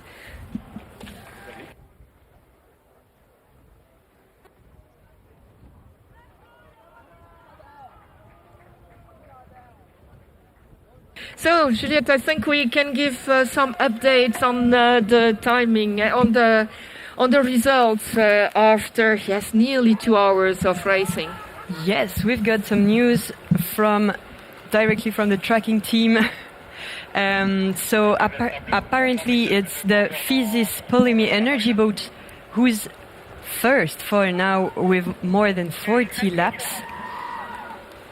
So crazy results, and they are super close with Elettra, who's also on the same numbers of lap or around. So the Italy is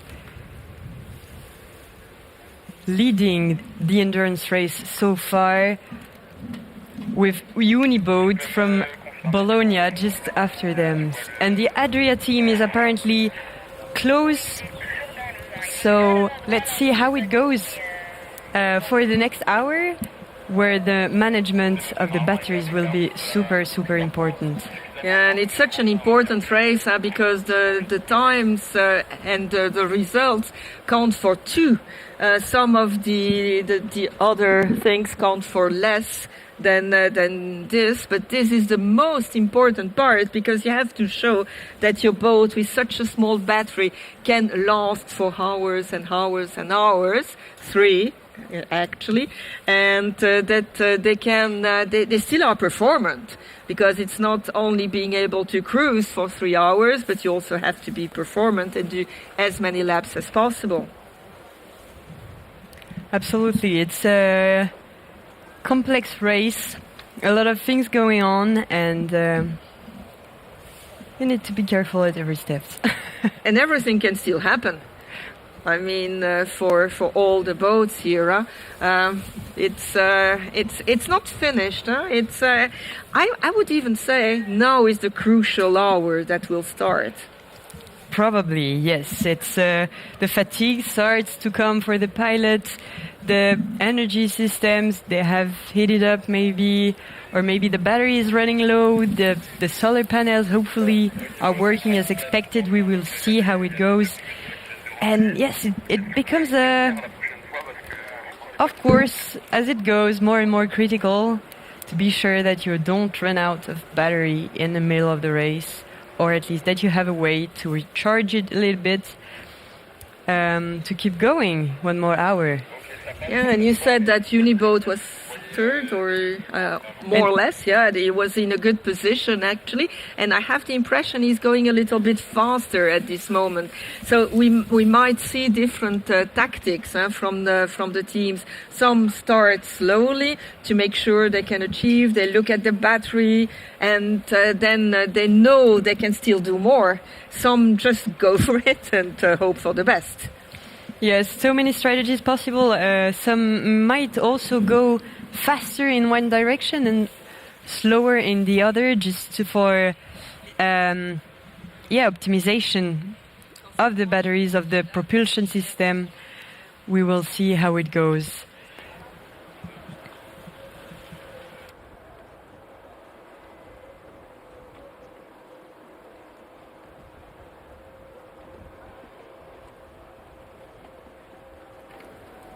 And we're here with Suivez Energy doing really well here as well, with their very streamlined cockpit. And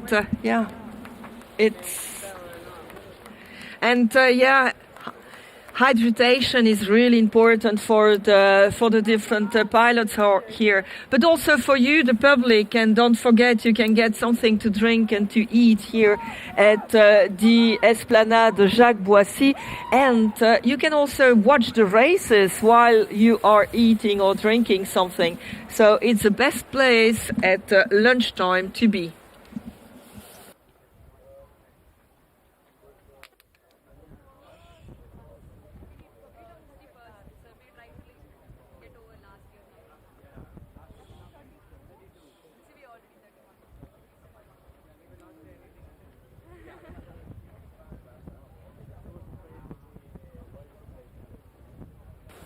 So they are continuing, and it's funny to see that there are still overlaps. We had 3 boats in the same lap, and the others were a little bit further down, from what I understood from the tracking system. Tracking system, which is not only for the number of laps, but also gives an information about the heating of the battery. So it's also a security item which is on the boat. Absolutely. It informs you about the remaining battery levels and the temperature of the battery box, if I dare to say. So it allows also the race control. So the teams on one side, but also the race control to keep an eye on the heat in the batteries to be sure there is no risk of any type of problems.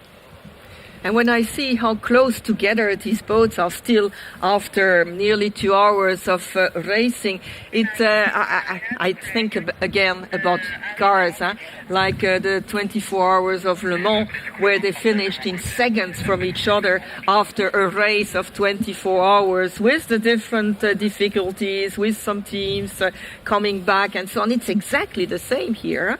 We have Le Mans on sea. And it's called Monaco Energy Boat Challenge. Yeah, it's a Monaco 20 hours on sea. So yeah, it's very nice to see. And Team C Shakti there, Cambridge, so Riviera Racing. I like seeing the boats taking the turns, because you have so many different ways to take it, and they all are quite efficient. From what we see on the images at the moment, there were no problems at all. So they all did that very nicely. We have to underline the work of the pilot here, but he is not alone. Even though we see him alone, he has all his team backing him up, and sometimes we hear teams cheering here on the sides, which is really nice to see. As soon as the pilot gets in the voice reach, they are cheering, and this is really the way to go. So the pilot knows you're behind him, you're supporting him, and everyone is all together. And we still have packs of boats, We still have packs of boats. In fact, the 5 first teams are in the 40-ish laps, so quite close all together. And there's different packs of boats going at the same rhythm. From 40, almost 50 laps to almost 20. So big difference between teams.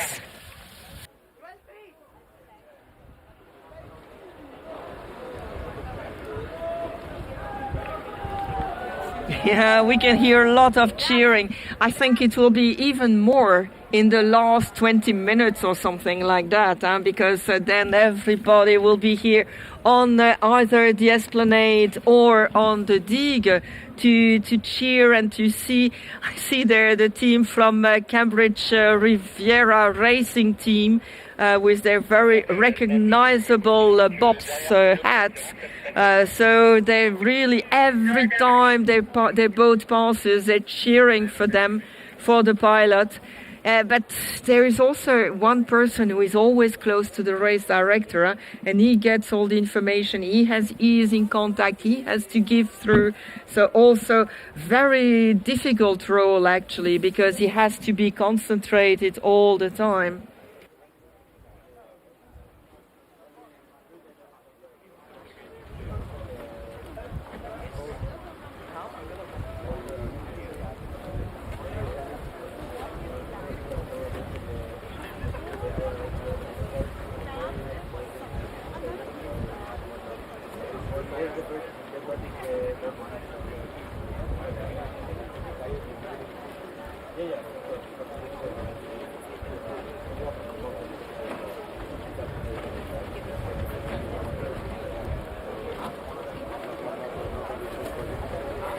and we are continuing here with the race, and we will also have a further interview for you with the Polytech Polyboat from Nantes.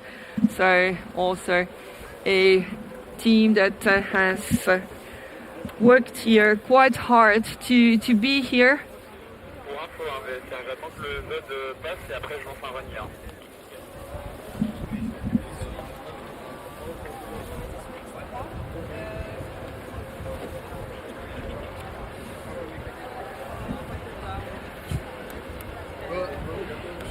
Yeah, it's also another thing for the teams. They do media training as well here at the same moment.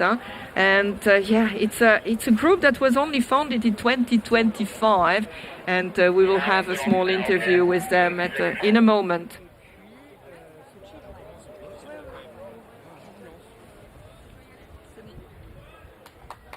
Hi, so we're with the Polytech Nantes, the Polyboat team. What's happening for you now in the race?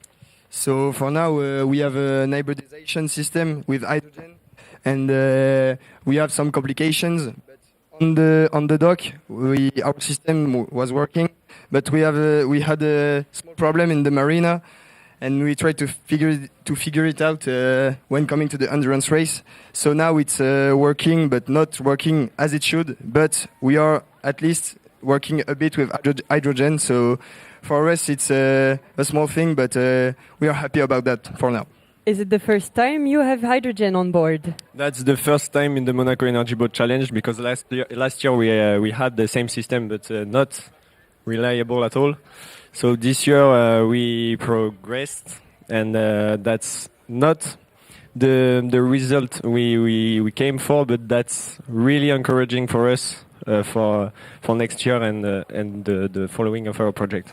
Absolutely, it's super impressive to see teams with new energy sources for the first time coming here to Monaco, and you are on the water, you are doing your best, so it's really impressive. I heard you had to switch on and off some systems. I know it happens to a lot of teams. It's really electronic sometimes do their things, so you need to go with the flow.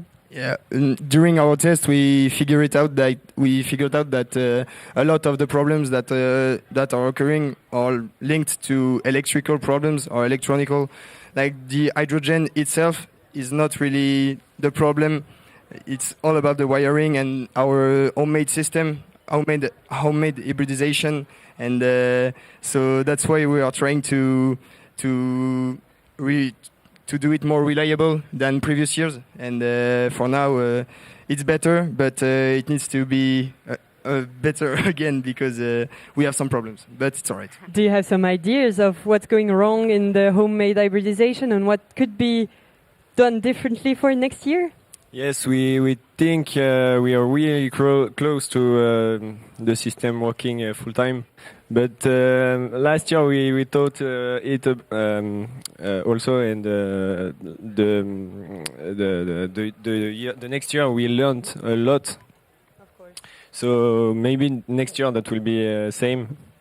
But we have ideas, and yeah, as I said, lots of hope for the. And will you be here on the team next year, or will you be just on the team next year, or is it changing a lot for Poly Nantes? We are two from last year, so we have a big team, 20 students for this year. Last year that was 8, so we are growing. So that's also hope for the future. And yes. We want to stay in the team and maybe go here next year, but it will depend on our results for this edition and how will be the qualifications for the next year, because we heard that it will be a bit complicated for French people. Okay, we will see then what's happening next year. I just wanted to ask a question from behind, because I saw on social that they said notre pilote c'est le meilleur. Our driver is the best one. How does that feel? Of course, because our driver, we put a lot of hope in him, and he done a lot of sailing before. Like he knows how to sail on the sea and how to understand the sea. So he gives us a lot of feedback on how is the sea, how is the boat, how he feels the boat. So with his results, we can improve the things that we need. So yeah, I think we have a really good driver. Then let's hope the best for your team and for your driver. Thank you so much. Good luck. No problem. See you soon. Yeah, thank you. Yeah, thank you. And it's great to see the resilience you have in all those teams. They really want to move and be better and grow and come back and do even better than they used to do. But it must sometimes be quite difficult as well, because you had problems one year, you think you have solved them and you have new problems coming up. So that must be so tough, Juliette? Yes, it's really, as we said, relentless. They never stop having new problems or you never lack of work. At least you always have something to do, to improve, to do differently. Sometimes it works, but it could work better. Sometimes it doesn't work and could work. So a lot of different things, a lot of options, a lot of choices to be made, and prioritizing is also a big question because, of course, when you're a team of 20 students, you cannot do everything in 1 year. It's too much work. So you need to choose what you will do for this year. What are the objectives and how you're going to reach them. So where to put your priorities, actually. But even them, they grew so fast from 8 to more than 20, which shows that it attracts other people. So I guess with what they did here, with all the socials they are doing as well, they must be followed in Nantes quite closely. They might attract new people with new skills and make a boat which is even more reliable. Yeah, let's hope that for them. And meanwhile, they're lapping, and keep going, which is great to see because it shows that those boats are reliable and still going fast.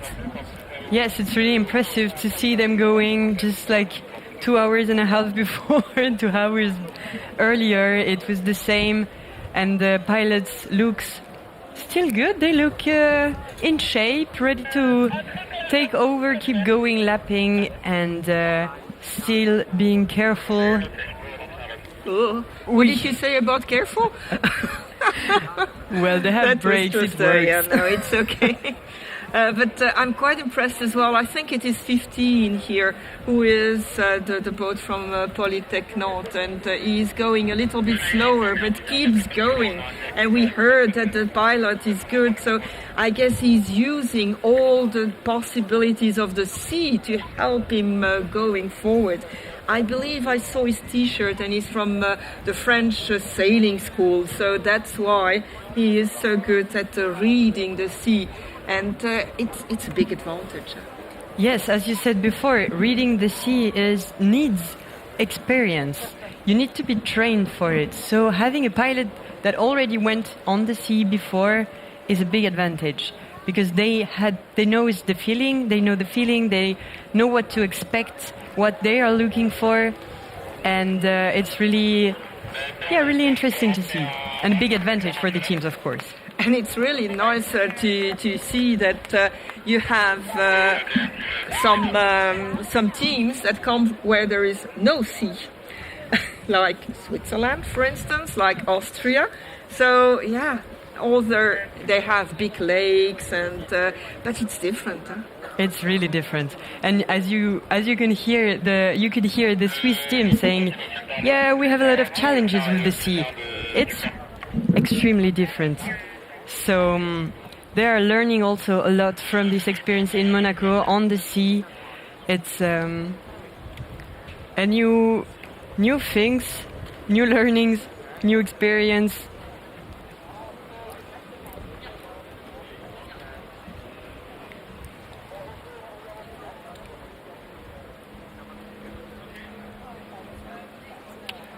So we still have in fact, 16 boats on the water as the Canadian and the Chinese team could not sail today. hopefully they will join the race tomorrow. And the first teams, still 4 teams, the Elettra, Uniboat, Adria, Physis from Polymi are the 4 first so far. Really looking forward. It looks close between them, so let's see what it does, how it goes. And really an exciting. It's not as exciting as slaloms could be, but really interesting race. And here we are ready. We are excited to welcome the Surge Methanol 20 team for a quick interview with Patricia.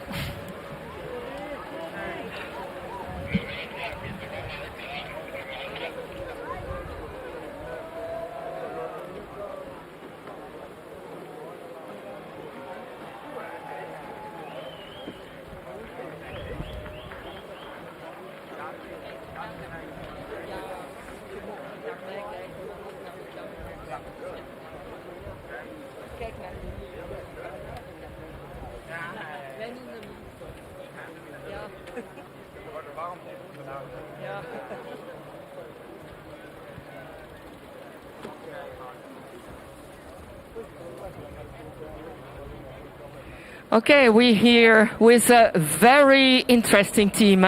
You are a first here in the Monaco Energy Boat Challenge. Can you explain us why?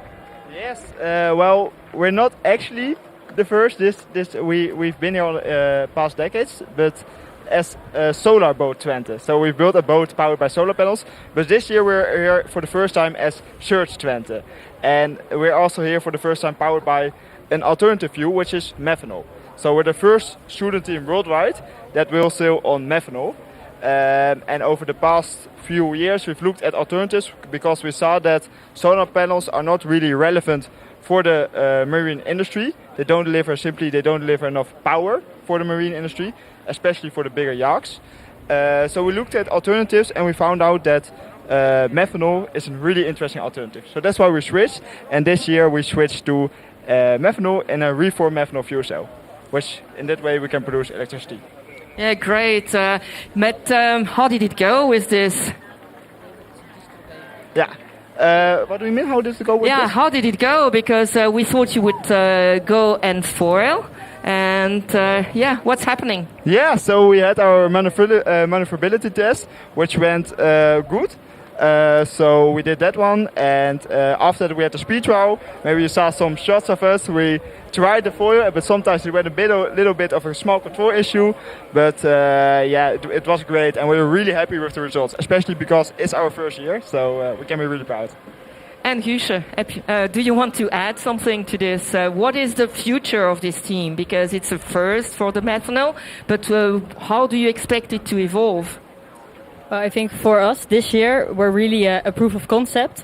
So at the start of the year, we said, okay, if we can even sail at the Monaco Energy Boat Challenge, that would be really amazing. And now we've already exceeded our own expectations by even foiling a bit here in the sea. So I think that's really cool, and I think it also shows what still can be achieved within methanol. If we can already achieve this within a year, there's so much more that is possible with further research and further investments in it. When you talk about investments, it must cost quite a lot to have this. Do you have some help? We have a lot of partnering companies, so we work together with them, both also with expertise and with time, a lot of collaboration, so that together we can sort of inspire the maritime sector also to look towards methanol and to see the possibilities within that as an alternative fuel. Yeah, because you talked about big yachts, so this is the focus for you, not just small boats, but larger boats to make them more sustainable? Methanol is a really interesting fuel, especially for bigger yachts. That can be a really good alternative, we believe in. Yeah. And what's the next step? Well, in the upcoming years we'll be actually designing our own fuel cell, which we're currently working on. And we'll also continue, of course, with making our system both the control system better. We'll continue with producing our own hull, which will be really great. And we're also going to be really ambitious by trying to implement a carbon capture unit, which is also really cool. And the design is already very nice. Why did you choose that? The colors. Do you want to answer it? I think, of course, first we built solar boats, and our name was Solar Boat Twente, but you cannot be called Solar Boat Twente anymore if you're building a boat on methanol. So we did a complete rebranding this year. We worked hard with the team to look at what suits our new branding best and what do we want to show to the world. And I think the new name and the new logo, I think it really visualize how we see methanol in the maritime sector. So I think we're really proud of that. So thank you and all the best. We hope seeing you forwarding. Yeah? Yeah. All right, thank you. Thank you.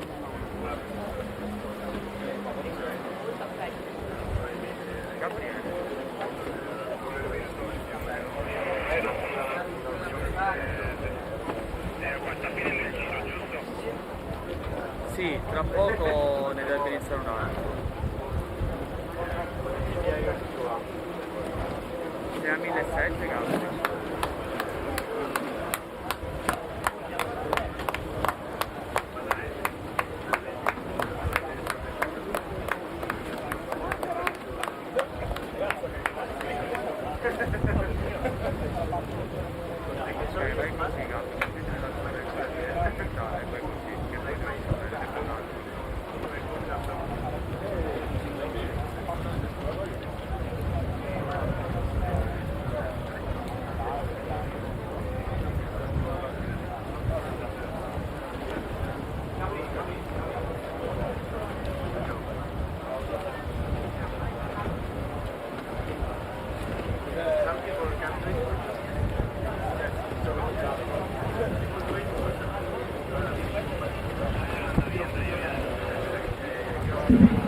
Yeah, this was just the first in Monaco, the methanol one, and you can hear that they have quite a lot of next steps they want to do with the new boat, the new branding they have as well, because branding is important for them to do. So. Yeah, and in the meanwhile, they're still cruising there. Huh? They're sailing, as they say. You can see that it's still going good. Sometimes you have the impression they need a little bit more time to do the turns, but it is still going very good. I can't count how many boats are still there, but I believe most of them are still in the run here.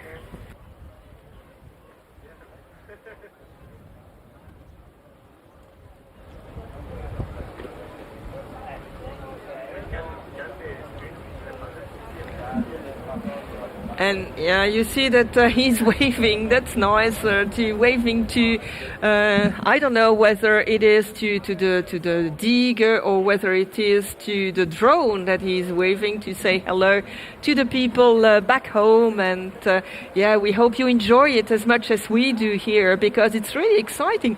Although it is a long distance race, there are still some actions and things going on. So, and we will now move to an interview with 1C, as we were told we have to call them. Yeah, so we're here with the 1C team from Germany, TU Berlin, right? So it's a long way to here, and you went here with 2 boats, that's right? Yes, that's right, exactly. We went here with an e-transporter and come all the way here by driving 30 hours. Yeah, a long way indeed of driving. So you brought a boat for the energy class and another one for the AI class. Was it the first time for both categories? It was actually our 4th time for the energy class and our first time for the AI class this year. Ooh, so you were in the water previously. We saw the AI boat. We also saw the boat for the energy class. But you're not racing right now. So what happened? Yeah, so I mean, unexpected things happen all the time, and we gradually improved with the technical inspection, but in the end we had a problem with our throttle, so we had a minor problem with fine-tuning the parameters, and we're not able to make it. And then right now, for next year we will just make sure that we test it more well ahead. Always a bit messy, but at least you're here. You could go on the water. Yes, but tell us then more about what worked and what's interesting about your boat, please. So, I mean, we have a very nice cockpit. We are very proud of that. Theo will tell you more about that. In general, the powertrain or the energy supply worked quite well. So that was something positive. We have a sponsor, which is called Respat, that provide battery modules, and they work quite well. And we're very happy with this. Do you want to say something about the design of the cockpit? Yes. So this year we tried to implement our new cockpit into our energy boat, because we wanted to have a design that's first of all functional, that has multiple layers of work made into it, and that is part of a 2 years project that we have actually of implementing a new material into a cockpit, which will be this time mycelium. And for that, we're preparing our cockpit. And the first step was to implement our cockpit now with 3D prints. So we printed out 76 parts and put them together. That's a lot of parts to be printed. Yes, and then we did a whole process of just putting some layers on it, covering the holes and everything on the sides, and then putting all together, having a functional cockpit. Yeah, so all the parts were molds for the cockpit? Exactly. From the construction part on the other side, for instance, there are some sort of cubes where you just can let grow the new material, and therefore just remove the filament or the parts that we printed out, that we can later on recycle on our university, and therefore have a new design with new material that's just shaped with our old cockpit, and making a strong step towards sustainability. Yeah, that's really innovative. I mean, you're the only boat made like this here. This year, it's so you use 3D printing because it allows to do very complex parts using fewer materials and less. Of course, it's cheaper, less complex to manufacture. And you're also the first team to talk about recycling the filament, 3D printed filament. It's not done everywhere. But it allows to do another filament. We've already used one, so it's really interesting. Yes. And then you grow the new material. Mycelium is a fungi. Yes. And it shapes the new hull. And do you layer something else on top of it, or not especially? Yes, we will cover it so that it is waterproof, of course. And yes, basically what we wanted to do also with the shape of our cockpit, or basically with this assembly, is that because we have all of these parts together, we can just disassemble it and grow the mycelium in each of the parts and then stick them together, like we did it with the 3D print. So basically it allows us also to quickly just swap some places, or for example, I don't know, some parts of the cockpit that were, for example, defectual. For example, if we have a broken part, we can just easily regrow it or refix it just by replacing it. Okay, that's really interesting. Thank you so much. And maybe you were talking about the battery because you're working with a sponsor, right? Yeah. So was the battery custom made for you? You discussed with the partner, or did you purchase it and they helped you in the integration maybe? So our sponsor is still in the prototype phase, so we are kind of using them, implementing, testing them. They will be now ready to start mass production, and so we worked with them to make them work, to kind of troubleshoot it, to find solutions. So that's very, very interesting, and they are specialized into automotive, and also trying to get into the market of boats. So that's kind of makes sense. The battery packs are waterproof, and you can just clip them on a docking. So that's very convenient. But yeah, it has some complications for like the communication between them. So that's like a little implementation difficulty, but when they work very well. So that's very nice. That's super interesting for you and for them also to have this testing, live testing on the boat.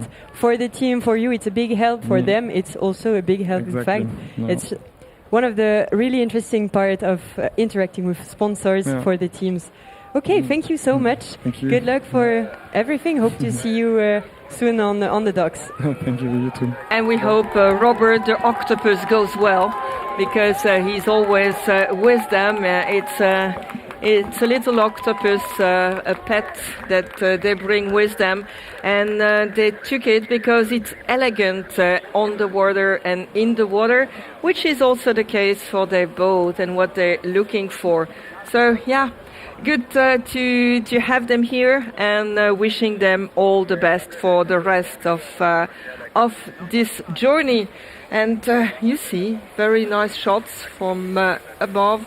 So from probably the drone, which I'm trying to see there. And still, look at all these overtakes from one side, from the other side. You just have to find your way and try to keep clear from the other boats. And a good turn there. Look how close they are with each other. So which means that one has to take a little bit a larger one to be able to continue and not stop too much. It is difficult when you have to give full power again to gear up, if I can tell it like that, because you will use a lot of energy if you do this. So if you can keep your speed, it's always better, and therefore it's maybe better to take a little bit a larger one. But actually it's interesting to see these different techniques, but it's so nice to see they're still going, even slowly, but they continue. It's 3/4 of an hour more or less still to go in the endurance race for the energy class. I really hope all the pilots are hydrated, they have something to eat maybe as well. And don't forget, you can come and join us here at the Esplanade Jacques Boissy to come and eat something, to have a refreshment, and to watch the races at the same time. So join us, we will be glad to see you here and enjoying something nice to eat.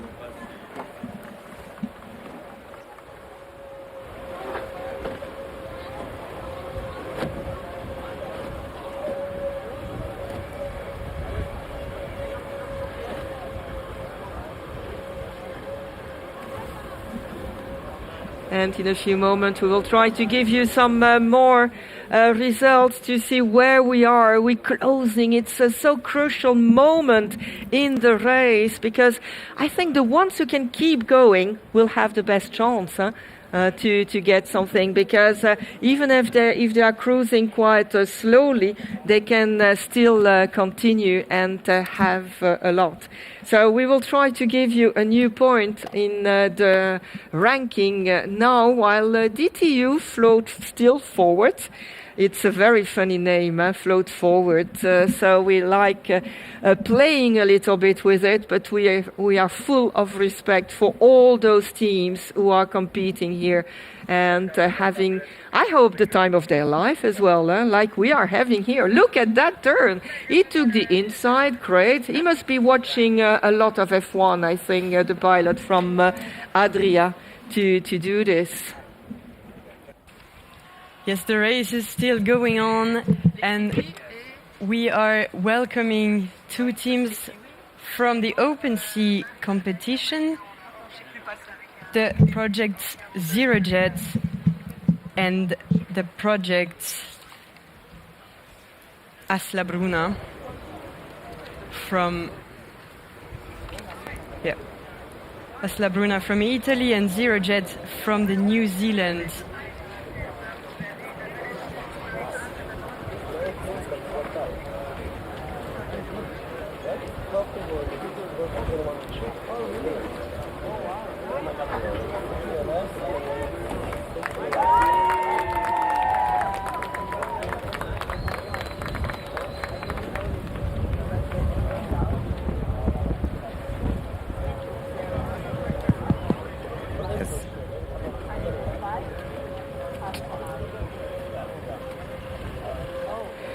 Okay, and we change completely, because going from AI into energy class, we now with people who do the real stuff. So actually, it's the people who will implement what we see here. Two different philosophies here. We have Zero Jet, who is more a plug and play, and La Brune, who is more an integrator. So let's start with you. What's the philosophy behind your open sea boats? Yes, we come in Monte Carlo to show our boat. That is a boat that have two philosophy of sustainability, not only for environmental but also for social.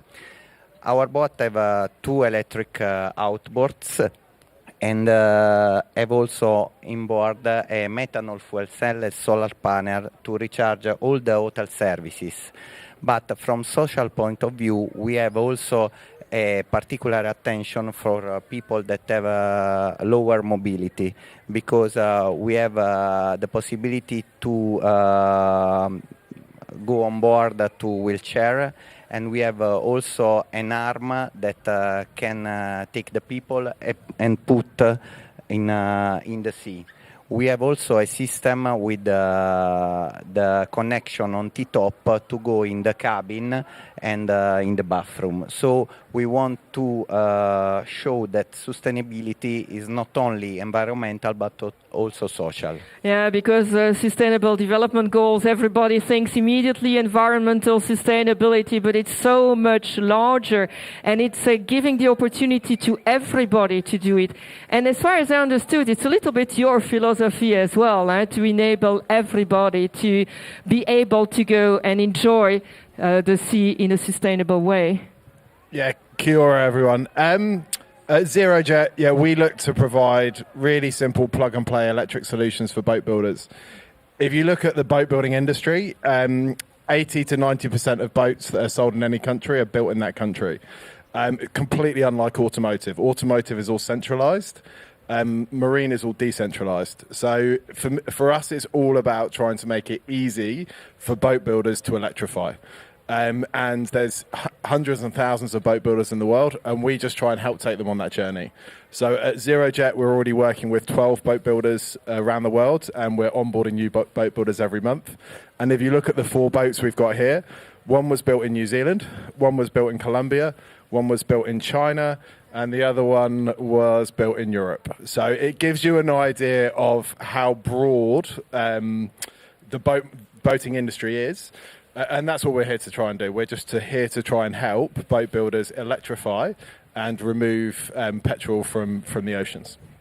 Yeah, because you're on island, so for you it's so much important. Huh? Yeah, absolutely. I mean, New Zealand is one of the biggest boating countries in the world. Fantastic innovators in terms of sustainable technology like foiling and now electric propulsion. But yeah, we're a huge boating nation, and for us, also a nation that's really passionate about the environment and our world. And it's great to work in a company where we can deliver on those sustainable goals. And you are also on the sea, so you are close to it every day. Yes, we are. We are in south of Italy, so we are near the sea. And in Italy, we are developing a lot of systems because we trust that there is a special part of the government that it is investing in blue economy. So I think that in the future, electric is the technology. We need the infrastructure for recharging, because this is the focus for the next year, to have a great growth of electric propulsion. And just a question for both. You can start, because now it's a small boat. What about these big yachts? Do you think a possibility to go towards that? I think that we can have a big mega yacht with electric propulsion only if we have an infrastructure of recharging of hydrogen with fuel cell. So we can have a serial hybrid propulsion, electric motors for the propellers, batteries, but we must recharge the batteries with fuel cell. Yeah, it's a really good question. I think the biggest constraint to electric boating today is the batteries, not the infrastructure. I think the range people want to get between charges is further than battery technology can deliver today for most boats. We're seeing that development and that next step in battery technology. We think it will come through in the next 12 to 18 months. And certainly our batteries, by the end of this year, will go from 180 watt-hours per kilogram to over 300.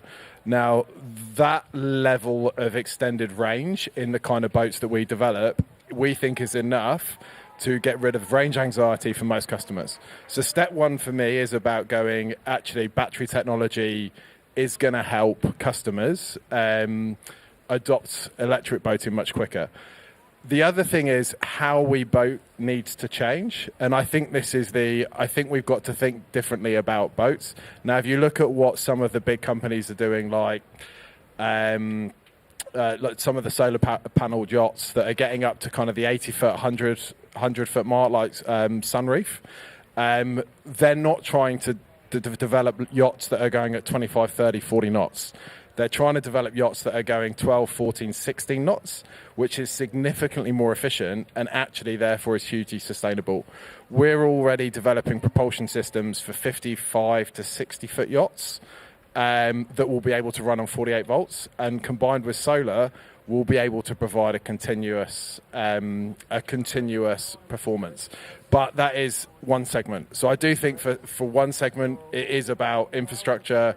It's about like dual fuels. But I think there will be another segment that grows really quickly, which is purely solar, purely electric. It might have a diesel generator or a hybrid generator on it, but it will be purely electric powered.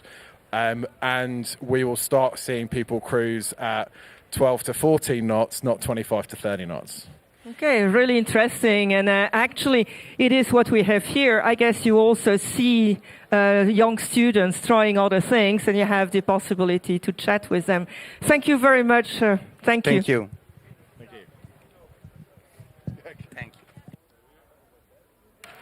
Thank you to those open sea projects who came up to the studio in the Jacques Boissy Esplanade, where we still have drinks and food if you want to join us.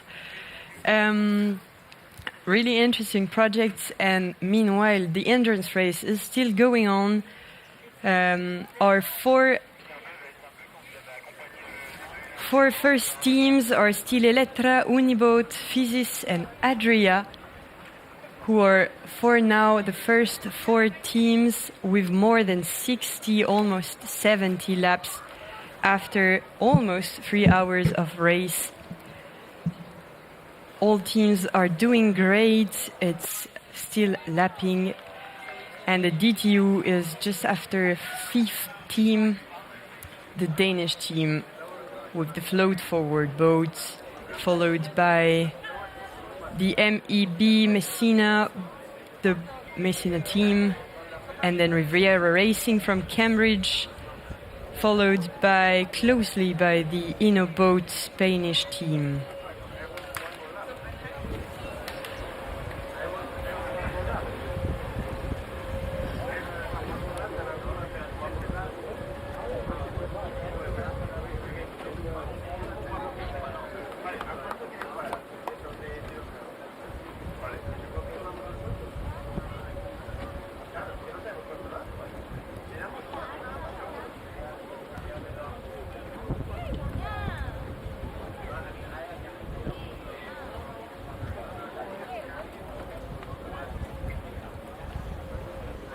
Okay, we saw really interesting developments because what we see here is the future of yachting, and these people are already the future, these people in the open sea experience class, and they still have so many things they want to put into practice to enable even these big yachts to be more sustainable.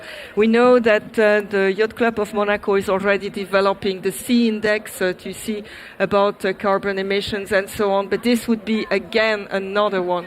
And I see there in the marina the boat from Surge 20 that is towed out.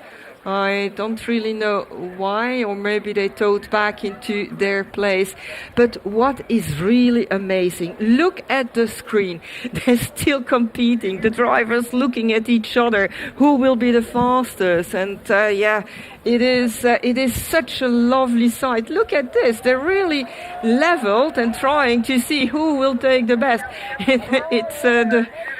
The Polish one tried, and then now we have the Biscaya who is there. No, incredible. I would say, come all of you, come and cheer. It's the last 20 minutes, I believe, of the race. Please all come to either the Esplanade, Jacques Boissy, or to the dig and cheer for the teams.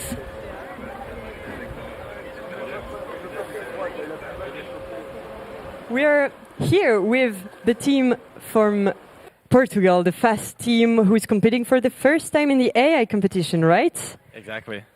Yeah, it's our first competition. First time here in Monaco with our prototype Atlantico. And yeah, we are very excited to the competition that is ahead. All the tech talks and all the experience that we can gain from the other teams as well. Yeah, so I've seen you were not participating to the figure of 8 with the boat, Atlantico. What happened? Do you know?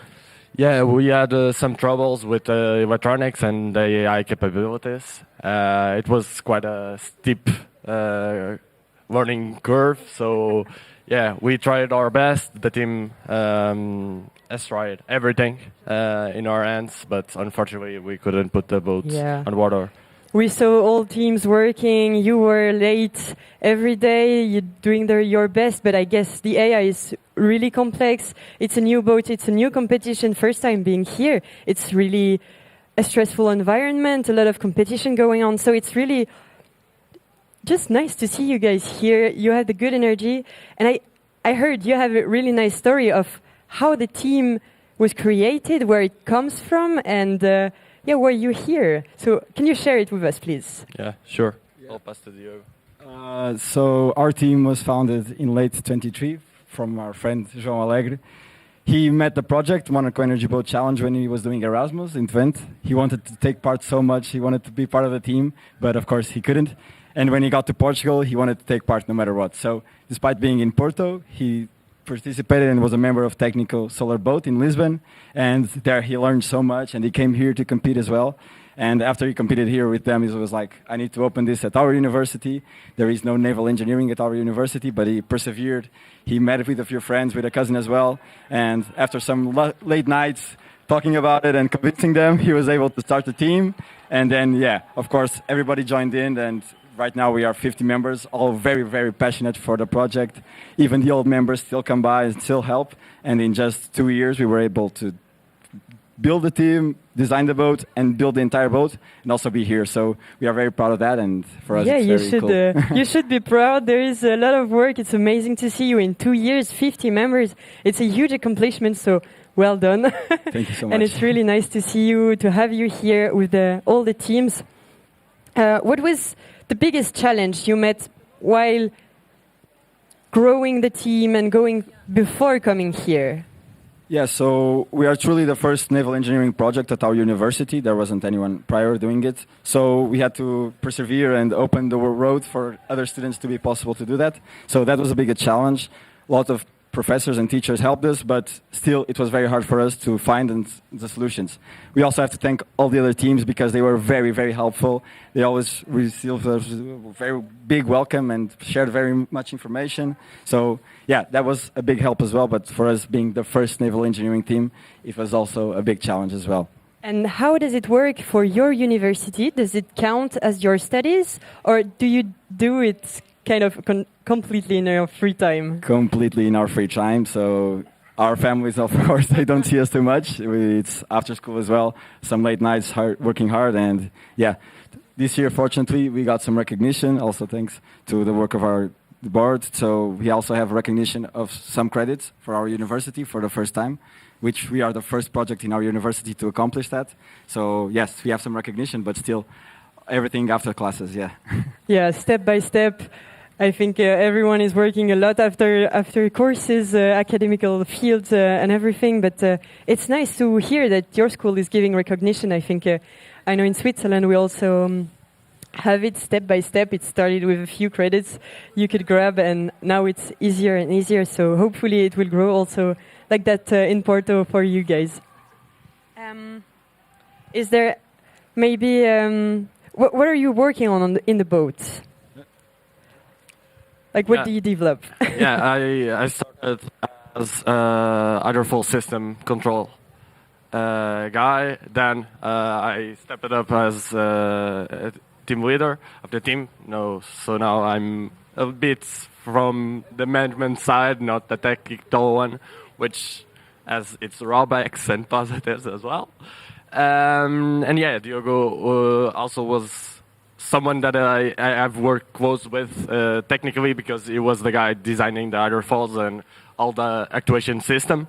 So yeah, we have kept a long and hopefully lastful relationship. And yeah.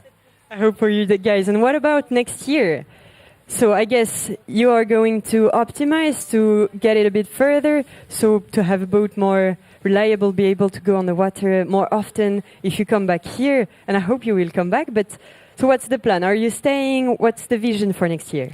Yeah, actually this year we've been developing totally autonomous boats, something smaller than Atlantico, to be able to also experiment new things and new technologies. And we have presented it like 2 weeks ago, which is Crystal. Yeah. And we are currently already developing our next boat, a silver boat, which we will try to also make it have AI capabilities. And yeah, we will refine Atlantico as much as possible, because it's our little baby. Yeah, I can hear that. So next year, probably Monaco with 2 boats then? Or with maybe. Atlantico, optimized Atlantico? Yeah, maybe Atlantico optimized, yeah. Crazy. Can't wait to see that. Best of luck to you guys. All the best for the rest of the competition. And I heard you're competing also for the design prize that comes later, and the eco-conception prize, right? Yeah. We have those at the afternoon. Let's cross fingers, and thank you so much for your time. See you. Thank you. See you. Obrigada. It was really, we feel with you, because you were so motivated, and we understand what a disappointment it is, but nothing prevents you from coming back. Thank you.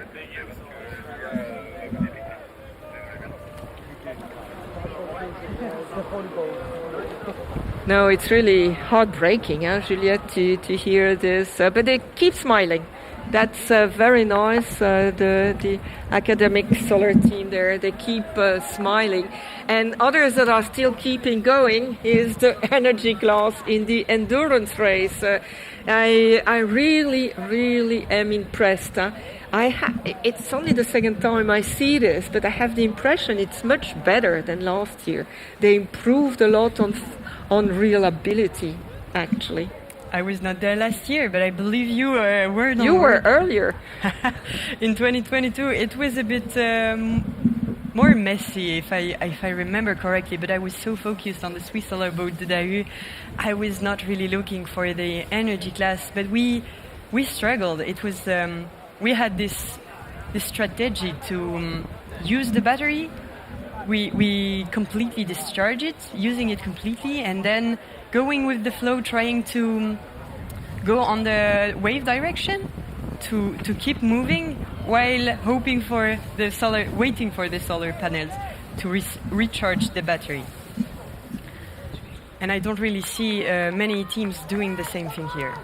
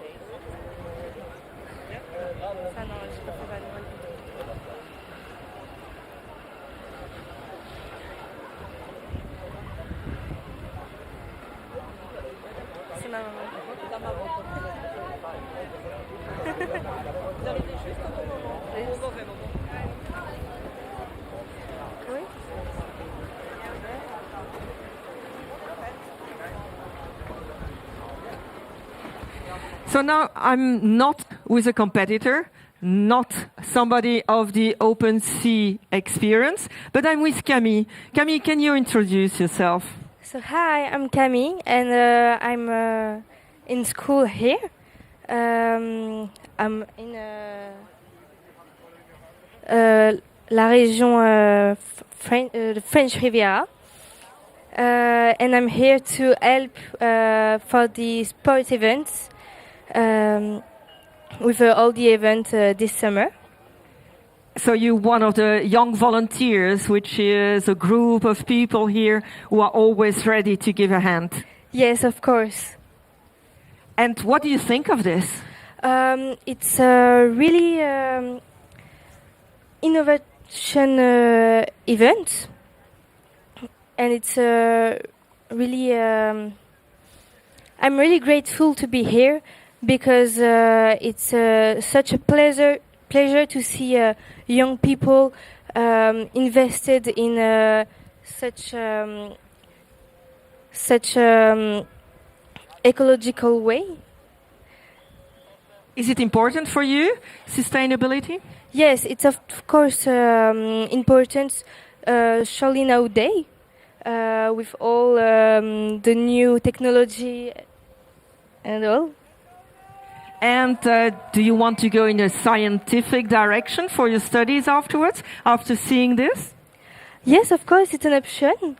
It will be really pleasant to be part of this event, not from the organization, but from participation.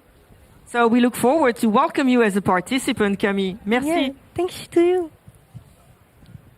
Thank you, Camille, and thank you to all the people who are giving their time for the organization of this event, from the Yacht Club de Monaco to the MEBC, the Monaco Energy Boat Challenge Bénévole, all the staff allowing us to be here today, allowing the participants to race today. It's really huge work going on. Thank you to everyone.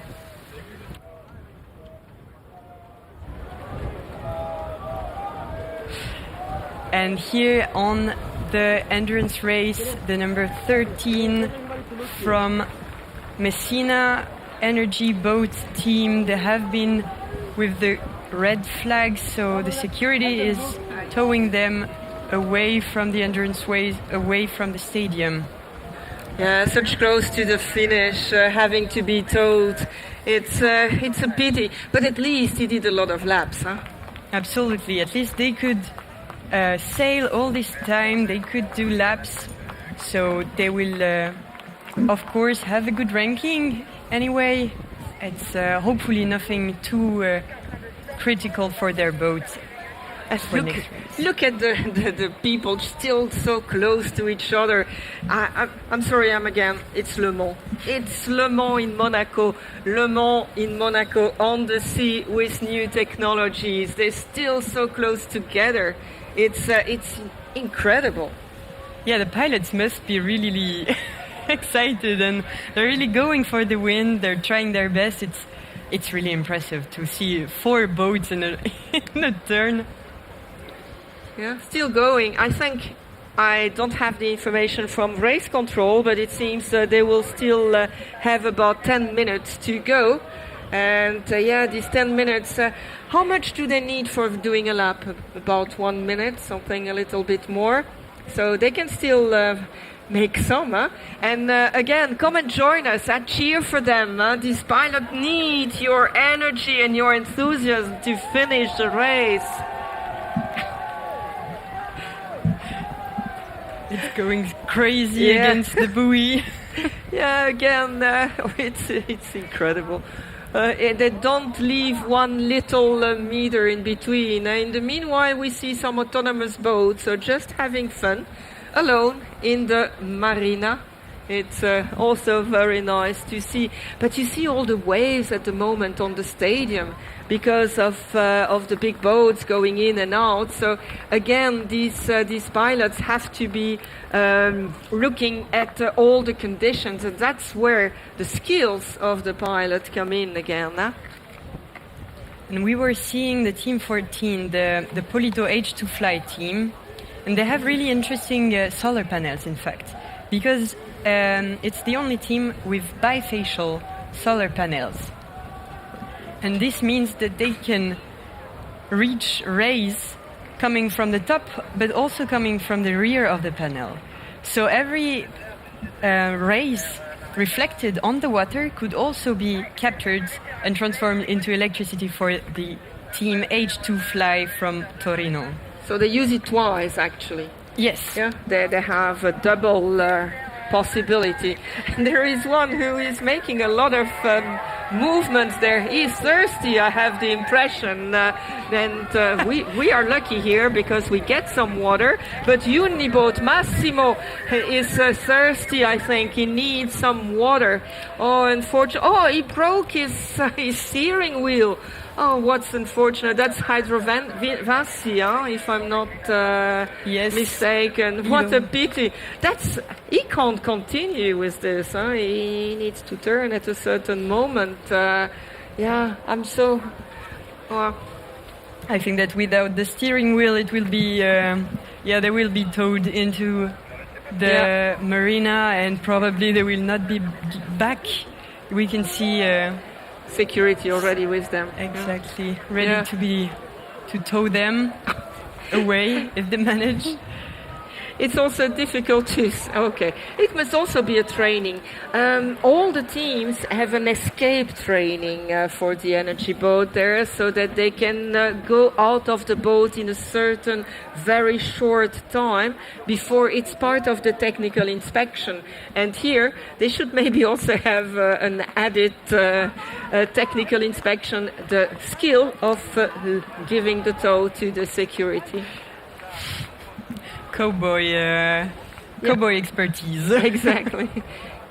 So we see that they will be towed in, unfortunately, but really they did a lot. It's only 7 minutes, I believe, left in this race, and there are more and more people gathering and coming to see what is happening here at the finish. DTU float forward, still going. We can see the people wave to the camera. Come on, welcome. And in the background we have the Puerto Rico team who is having fun, and it's good to hear because you could be depressed a little bit with all the things they had, but they keep the mood high. Definitely, it's really important as a team to be together in this moment when they're waiting for a critical component.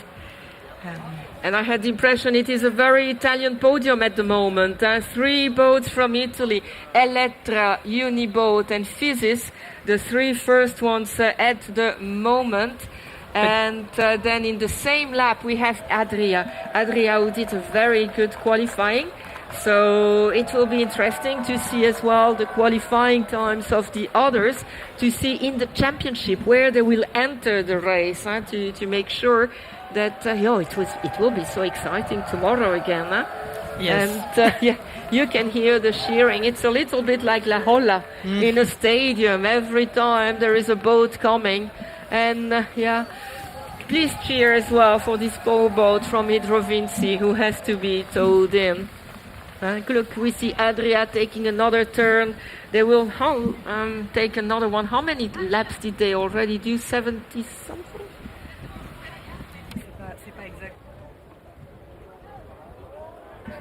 70 something laps. Can you imagine turning around all this? We saw a pilot saying that he was thirsty. That's not a good sign, because it means maybe they didn't take too much water in the boat because it's heavy. Yeah, it's sometimes it's the morning, and you think, oh, it's going to be fine. It's only 3 hours. I can stay 3 hours without drinking any water. But with those heats right now in Monaco, you really need to drink water every time. Yeah, indeed. 15 still going, huh? Going slowly but steadily. Really, having a good pilot is important. As you see, they told us he is a sailor, but a sailor then with sails, because here we say they sail as well, but without sails. So he's a sailor. He can read the sea, and he knows. Yeah, look at DTU fast forward. She's so happy to still be there. She's fifth at the moment, and what an achievement with the problem they had in the qualifying lap, with the problems they had last night. When we met them, they were not that sure they would be able to compete, and there they are. Come on, what an achievement. I'm sure the closing party will be quite a thing. They will be really relieved to be there. Yes, I think they really are waiting for those 5 more minutes to go in the endurance race. Happy to get back to the marina and to the shore. Yeah, Team C Shakti there that we just saw. And some of them are coming. Team C Shakti still going.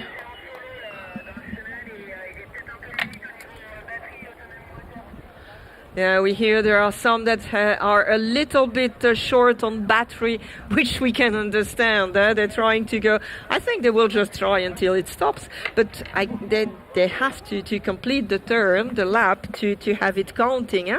So, yeah, looking forward to seeing the last thing. And it's it changed a little bit here. No, it changed a lot.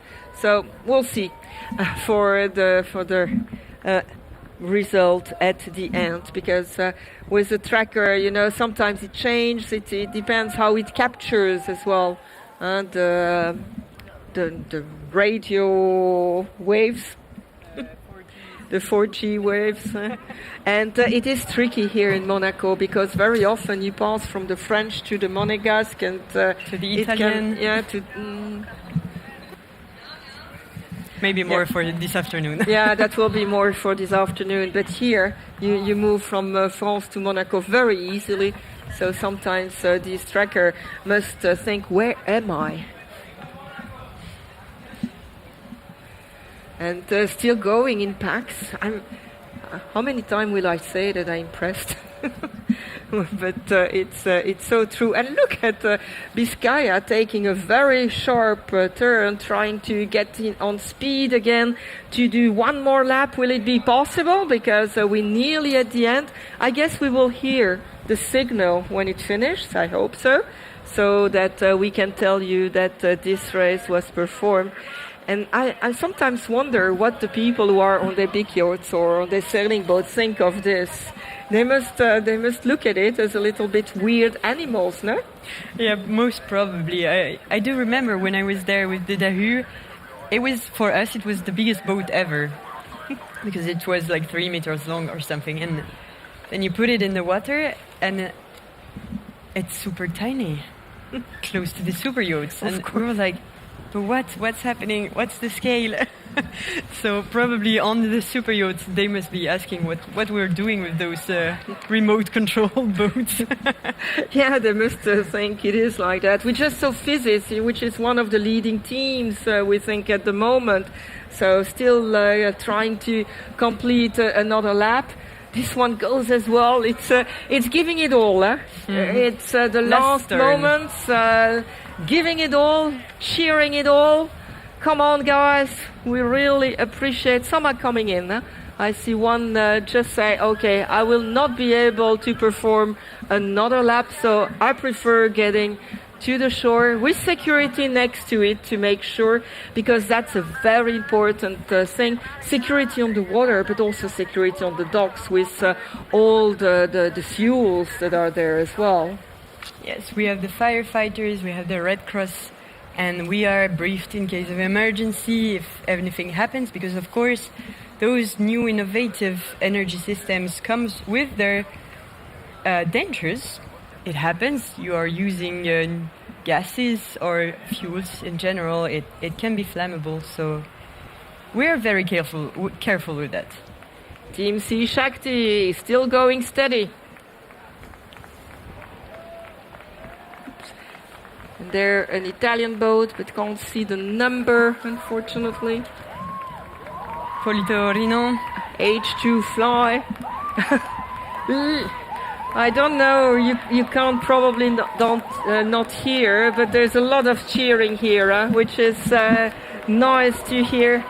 Come on, last turn probably, last minute.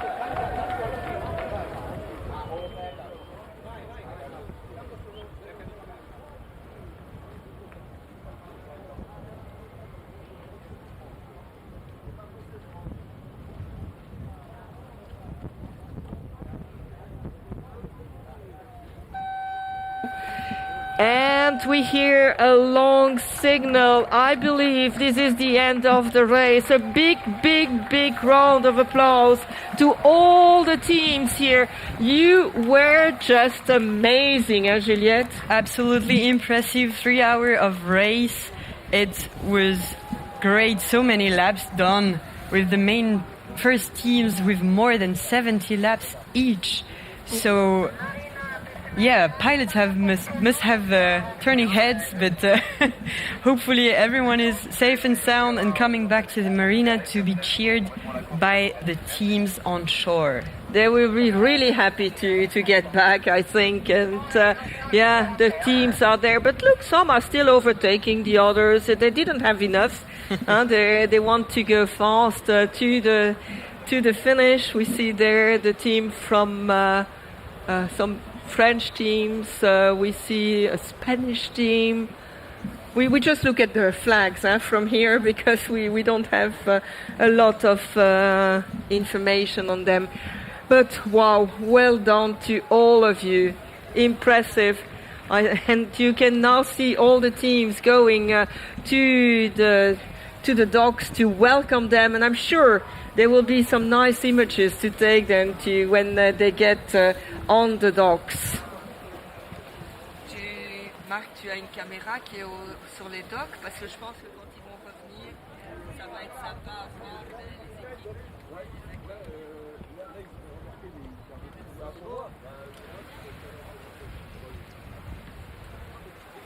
I just hope all of them still have enough battery to come back.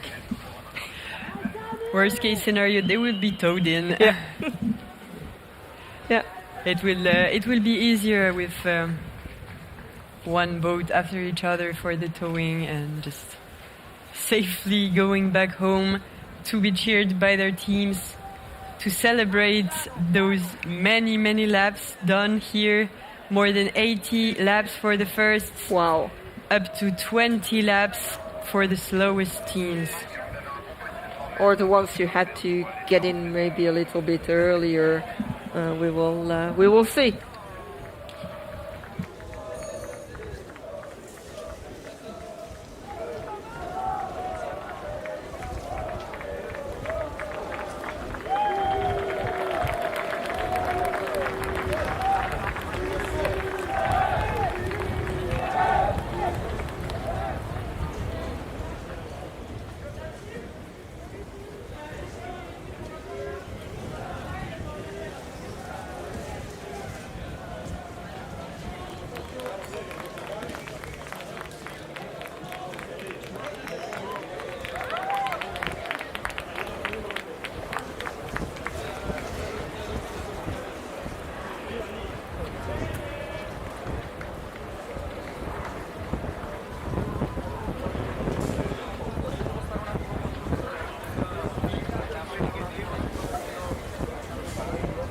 So you can see they're all boating in there, and the teams are waiting for them.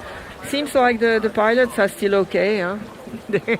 It's good to see, and towing all the boats, getting into their place. Yeah, it's a stressing moment also because you need to be sure to clean the boat, make sure it's still complete, functioning.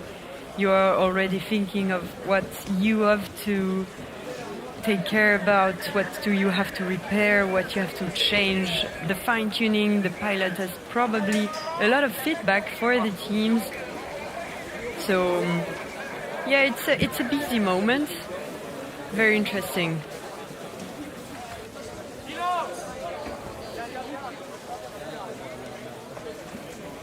Yeah, now we will have some interviews with people who are really essential to this organization. We already had the young volunteers with Camille, and now we will have some people from the flotte des commissaires, some people who do the technical.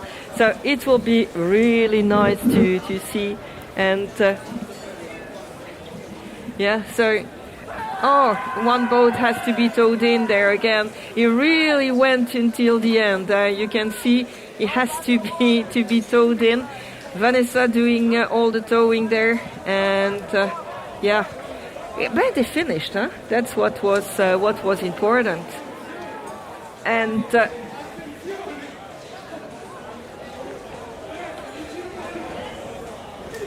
so we will have these short interviews for you.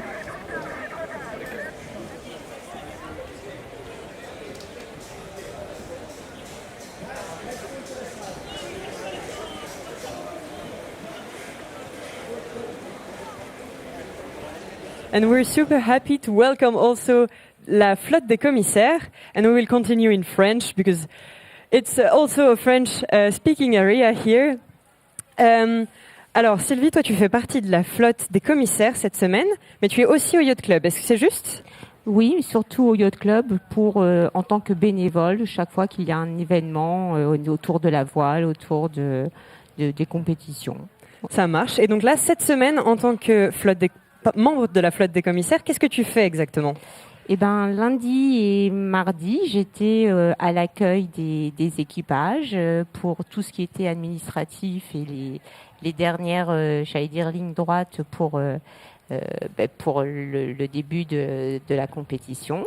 Et puis depuis jeudi, autour des animations sur l'eau et surtout pour les arrivées des différentes courses. Donc toi, tu es en communication avec les contrôleurs de course pour leur donner un peu des indications de ce qui se passe sur l'eau. Non, c'est plus autour de l'ordre d'arrivée, l'arrivée des bateaux, donc les temps, les ordres de passage, etc. Ouais, c'est très important quand on fait une compétition, une course, on a envie de gagner. Il ne faut pas qu'il y ait trop de soucis techniques sur le temps de course. Tout à fait. Donc j'imagine que vous avez un petit peu de pression sur vos épaules. Oui, moins que les concurrents, je pense. Oui, probablement, mais c'est une pression différente, disons. Tout à fait. Et vous êtes combien alors dans cette Alors, bien sûr, nous sommes sous la direction de Charles pour cette compétition, qui est lui le directeur de la course. Mm-hmm. Et ensuite, au niveau des arrivées, donc là, on était, je mets de côté le staff technique avec les balises dans les bateaux. Et nous étions 4 sur cette compétition pour avoir vraiment le check le plus juste, le plus précis possible, parce que nous sommes humains et voilà quoi. Et donc, est-ce que vous êtes en communication aussi avec le nouveau système de tracker ou est-ce que vous vous complétez un petit peu ? En fait, c'est plutôt un complément. Le système de tracker donc donne ces informations et nous sommes là en tant que, humains qui étions habitués à gérer ces arrivées. Et puis, ça permet aussi de voir que le tracker et les humains donnent les mêmes informations. C'est quand même ce que nous attendons tous. Et oui, c'est plutôt rassurant aussi pour ceux qui développent le tracker, puisque c'est un nouveau projet en développement. Donc pour eux, c'est aussi une bonne façon d'être sûr que leurs données sont viables et que leur travail porte ses fruits. Et pour les compétiteurs, c'est le plus important pour eux que tout aille dans le bon sens. Exactement, on est plutôt content. Incroyable, et merci beaucoup Sylvie. Merci à toi Juliette. C'est très Juliette. intéressant de savoir un peu qui sont les petites mains derrière l'organisation du MEBC. C'est toujours bon à savoir et bon de vous mettre un petit peu en avant, ça fait du bien de voir. C'est très gentil, c'est toujours un plaisir de participer à ces animations. Merci, puis à bientôt. Merci, alors. Au revoir. Oui, c'est vraiment important. It's really important to have all these volunteers who are here to help. They do everything which is asked to them, and they go from very young to experienced people. So it is always good, and everybody brings his or her experience to the thing.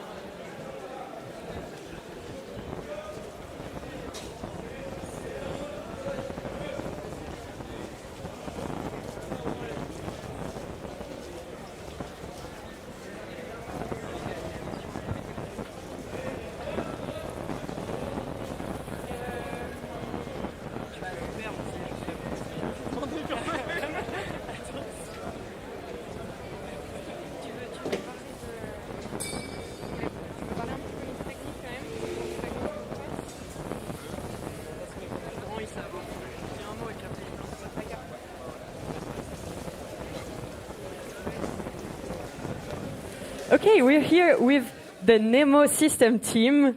So you're developing the new tracker that every team, every boat should have on board to be able to track their time, their ranking, GPS position, everything in real time. So it's a super interesting project. I'm absolutely not biased. They are not from EPFL. Don't worry. They are not former students from the Swiss Solar Boat team. This is irony. I know them. Okay, so tell me a little bit more about maybe the tracker. Yeah. First of all, the trackers are first made to make the race. We know that Monaco is a bit a tricky location for the data, the roaming, and the connection. So that was one of the main issues, is to have some live data. So this is why we developed this system with some delay. So the tracker GPS is able to load and store all the data in the same time. And so after the races, we are able to replay all the data. So this was one of the main thing. And also the other one is for going in the future. So this year is a bit a test. But in the future, the goal is to make the Monaco Energy Boat Challenge more moving into the energy efficiency. So the goal is to couple these GPS trackers with some different sensors to achieve some security and also some monitoring of the energy of the boats that are racing. Okay, thank you. And so you, Maël, you came also, so less on the technical aspect, but you're also here to develop a bit the project. So how's the week going? Yeah. So that's exactly that. Simon and Mark just went after the MEBC and developing the first set of the data logger. They went to ask me to help them on the business side development, because as we just have a look at that, we saw that it's not only an opportunity for the MEBC, but it's also an opportunity for the broader industry, like maritime industry. And the idea for us was really to be able to evolve the data logger into something that is bigger. It's always about energy management, data capture, and also a data-driven approach that allow for real-time data. And this is important in the sector, such as certifications, yachts, but also freight, commercial vessels. They are all looking forward to having more data to understand, having visibility on what's happening on board and how you can act on that. So it's a crazy project. In fact, you're handling, because also you're doing it as a startup. You're incubating in the Monaco Tech those days. So no, you're finalists for the incubator. We will be in September. Yeah, okay, we are looking well for done, that. Guys. But it's a crazy work that you're handling aside from a work, from a PhD, and you're former students from EPFL and from the Swiss Solar Boat team. How did this experience shaped you and brought you here, right? But can you say a word maybe about it? Yeah, definitely. I think we are all there thanks to the competition. We are all competitors behind. So we that's what is shaping us. That's what's bringing us there. We want to make things evolve. We want to compete. So we are seeing this with all the students that are here. So we are I don't know what to say more than just we are competitors and we want to apply this further for industry to push them as far as possible. Yeah, it's really great to see you still here. I mean, I'm still here and I'm super happy. So, of course, I'm happy to see you too. But you are also on the technical committee here for the MEBC. Can you tell us more about that role in particular? Yeah, right. First of all, MEBC is mainly a prototype competition. So as all the students are building their own boat, their prototype, they are trying to push innovation. And our role as technical committee is to make sure that they're first doing things safe. So this is why from Monday to Wednesday evening, we are really inspecting all the boats. For example, for the energy class, we have more than 250 different criteria to check to make sure that the design that they are doing and how they are implementing in reality on the boat is first safe, and then after they will be allowed to go competing. Yeah, it's also a crazy work. You're super busy. I've been trying to see them for a week and I cannot find them. So always running from one boat to another to be sure everything is safe. Every team is ready to go on the water because there are a lot of risks. Sometimes you don't realize it looks like just boats are just put them on water and it will go. No, it doesn't work like that because there is a lot of management of energy systems, electricity and water is not a good mix. So we are very careful. Thanks to the technical committee, everything is going fine. And I'm sure all the participants know you. Not always for good reasons. Sometimes maybe they want to check out some stuff, but in the end, everyone is super thankful of your work. So well done. Thank you again so much for being here, and see you around. Yeah, thanks, and see you. No, it's really, we have all the different pieces. It's like a puzzle, and you need to put all those pieces together. And one person who is taking all these pieces and putting them together, we will have an interview now. It is Monsieur Olivier Campana, Deputy Director of the Yacht Club of Monaco.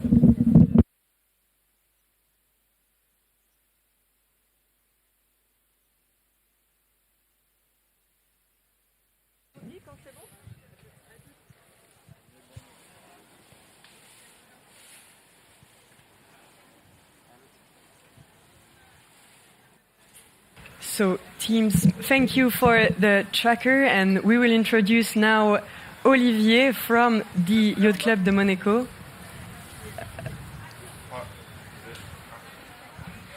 So thank you to the Yacht Club of Monaco to organize this. But why that Monaco Energy Boat Challenge? Where does that crazy idea come from?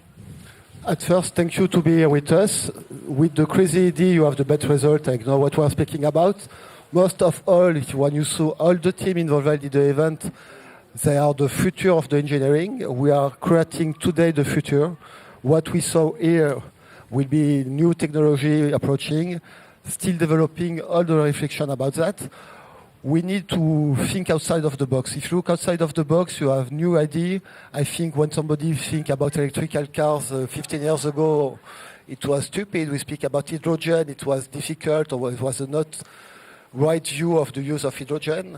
Just use the capacity of Monaco, the politics of Prince Albert about the environment to develop, test. Sometimes we can make mistakes, but use the new technology.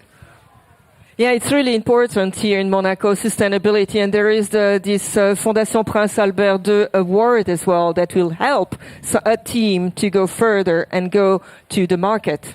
Yeah, with the junctions that we have, it's so important to help company to go out. We have some companies that are in Monaco Tech now, that were before a competitor on the Energy Boat Challenge, really to put focus on the new technology, on the team.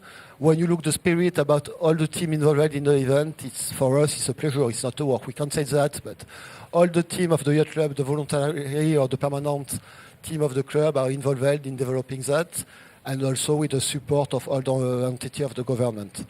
Of course, you can't do this alone. Huh? Yeah, you never walk alone. En français, on dit seul on va plus vite, mais ensemble on va plus loin. Et c'est réellement l'esprit de l'Energy Boat Challenge et des événements qu'on a sur la principauté. And there is also a song, You Never Walk Alone. Exactly. And is there a new idea coming up? Is there something that we can expect? Yeah, you can keep a secret? Never. Okay, so I can keep on.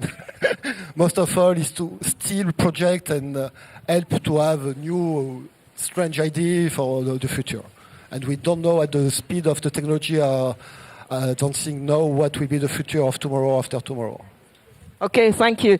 And thank you to all your team as well to be there, because it's on top of their work that they're having this, and always with a smile. With pleasure. Thank you very much, Patricia. Thank you. See you soon on the road, perhaps. On the road, I hope, yeah. Thank you. Yeah, thank you again to the Yacht Club de Monaco, because this event only exists thanks to them, thanks to this organization.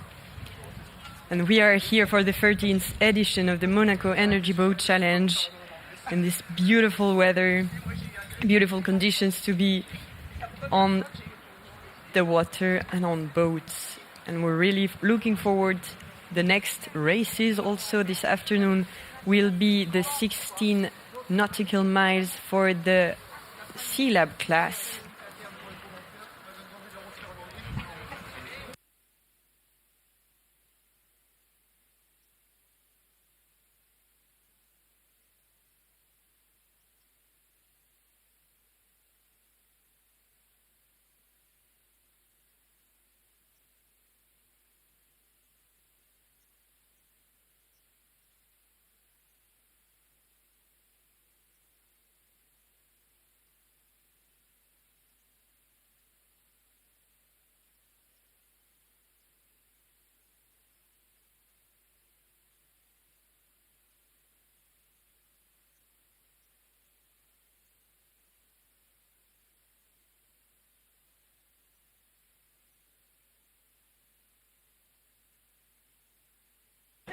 Yeah, we just talked about the teams who are working here at the Yacht Club of Monaco and who do all these events, to bring them to life. And we will have the next interview with Fanny, who is the sport and event director of the sportive section, directrice de la section sportive. And I told you, it's always with a smile. They do the little mile more, and you will see that this is really the case. So hi Fanny, it's really nice to have you here. Hi Juliette. I know you're super busy, so really thank you for taking the time. So can you tell us more what you're doing for the MABC this week and all those weeks before? What am I doing, or what are we doing with the team? So basically the sports section of the Yacht Club of Monaco is responsible of the global on-water and onshore organization of the event. So we are planning long time ahead the event, and when the times get closer, we switch on the operational phase and take care of the event, and also of welcoming the teams, taking care of them when they're on site, organizing the races on the water. Yeah, it's crazy work, a lot of things to do, a lot of different things to do. And how many people are you in the team? In the small team of the sport event departments, we are 4 people. And in the sports section, with all the instructors involved, we are around 17. But we are not alone. We've got also the support of all the other departments of the yacht club who work with us all year long to organize the whole thing. So the social event department, accounting department, communication department, and so on. Everyone. So a lot of people evolving around these events, but I know you have a lot of events going on all year long. How big is the MEBC compared to the others? Like, where does it rank, let's say? It's, I would say it's one of the two big ones. One of is the Monaco Energy Boat Challenge running every year. And the other one is at the very far end of the scope is the Monaco Classic Week, which is the big vintage yacht gathering, but it's a biennial event, so it won't take place this year. The next meeting is in 2027. Okay, so yeah, very different events. You have more than 15 events per year, so it's a lot of work all year long with a rather small team to gather almost 1,000 people here in Monaco. So that keeps us busy. Yeah, well done, and thank you for all the big work. What is the most challenging parts this week that you're facing, if it's okay? Well, it's all about coordination and communication. Once we handle this with more or less success, but with more, we are on the good way. And then we always have some small problems to fix, but that's just part of the life of event organizers. Yeah, it's never easy. Always sudden problems that pops out of nowhere, and you need to go extinguish fires. But with 698 students on site, it's just like normal now, isn't it? Okay, well, do you have a word you would like to share with all participants before closing? Just a good luck to everyone, and yes, and enjoy this opportunity to be there and to take part in this event at the Yacht Club of Monaco. Thank you so much, Fanny, and I can't wait to see the 14th edition. Thank you. Yeah, no, thank you. And you saw it always with a smile, we said, and we had the smile all the time. And without these people, it will not work, because they might be staff, but what they're doing here, it's not really the part of their job. It's going the mile further, and even a lot of miles further.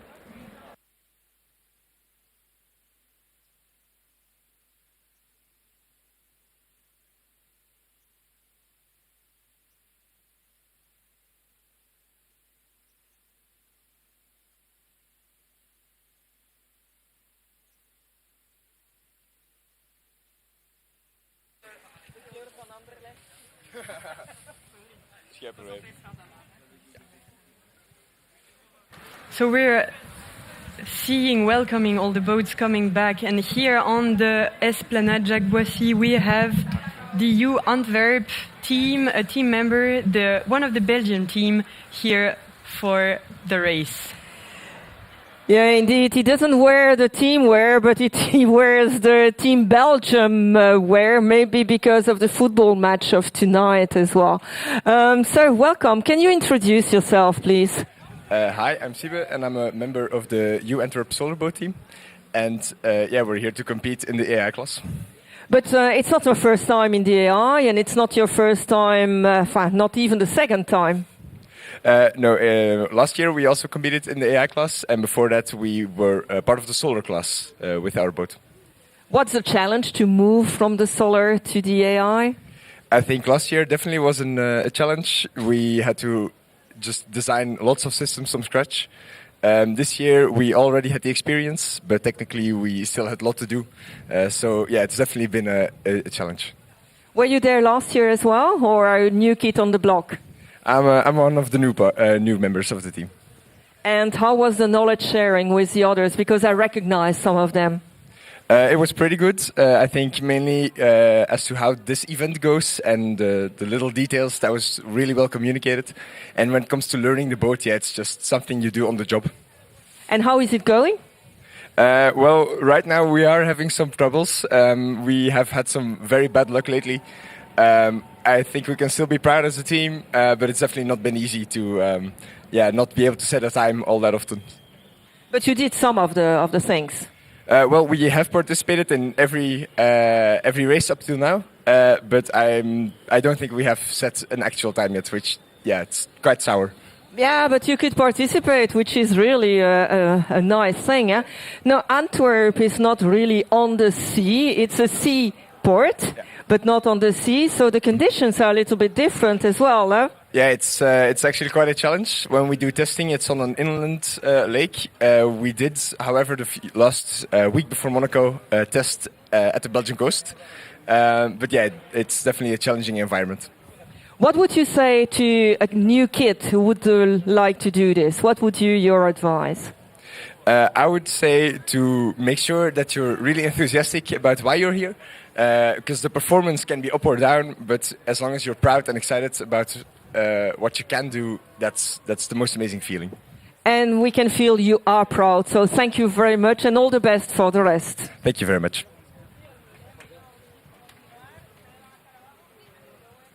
Thank you so much, you Antwerp, with an exciting AI boat.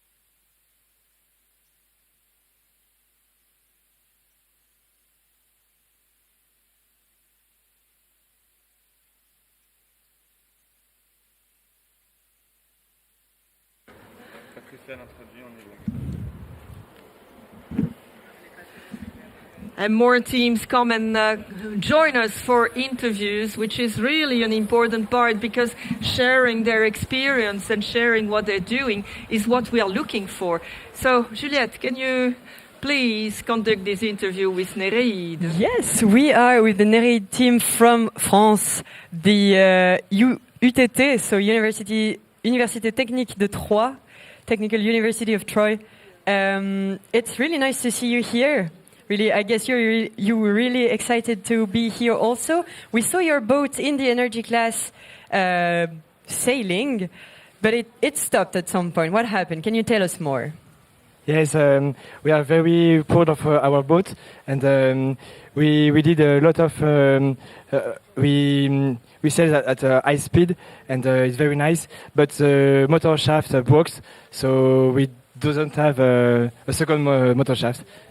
Yeah, it's a really important part of the boat, of course. So I read the technical sheets. So you were meant to have a super fancy monolithic carbon shaft, which broke last week. Yes, just 1 week before the competitions, we broke the first shaft, and so we are using the 2 years ago motors and propellers. Okay, so no counter-rotating propellers this year for you? Oh, no. Yes. No, okay. So, and do you know how it breaks? How it broke? We think that the shaft move on the right and on the left, and the shaft is not good for this. Yeah, force going in the wrong direction is never good for mechanical parts, so it happens, and so you could still do almost 20 laps probably, so which is a good amount of laps for a 1 hour race. But tomorrow you won't be able to go for the championship, right? Yes, of course. We are very proud of 20 laps in 1 hour, and thanks for our solar panel for this. Yeah, do you have what solar panel do you use? Is it classic monocrystalline? I know some teams have very fancy stuff, so I'm just asking, do you have a special one or not especially?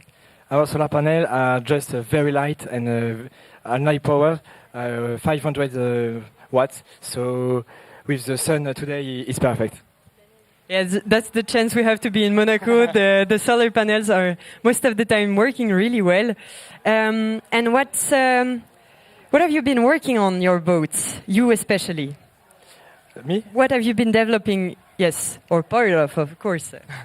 I am the team manager, and with all the team, this year we worked to to change the boat to be lighter than last year's and to improve batteries and a lot of work in energy as a solar panel. Nice. And what is the vision for next year then? Next year we would change all our cockpit because today it's too heavy for us. So we would make new lighters and design a cockpit. Exciting work ahead then. Will you still be on the team? Yes, of course. Nice. Can't wait to see then. Thank you so much for being here and sharing a little bit with us. Thank you. See you soon on the water or on the shore. Yeah, really, it's great to hear your enthusiasm and your smile, because you can feel you're happy to be here, and that's really what counts as well for us. Being a good team, being good on the water is one thing, but showing your will to change the maritime yachting is really important. Thank you.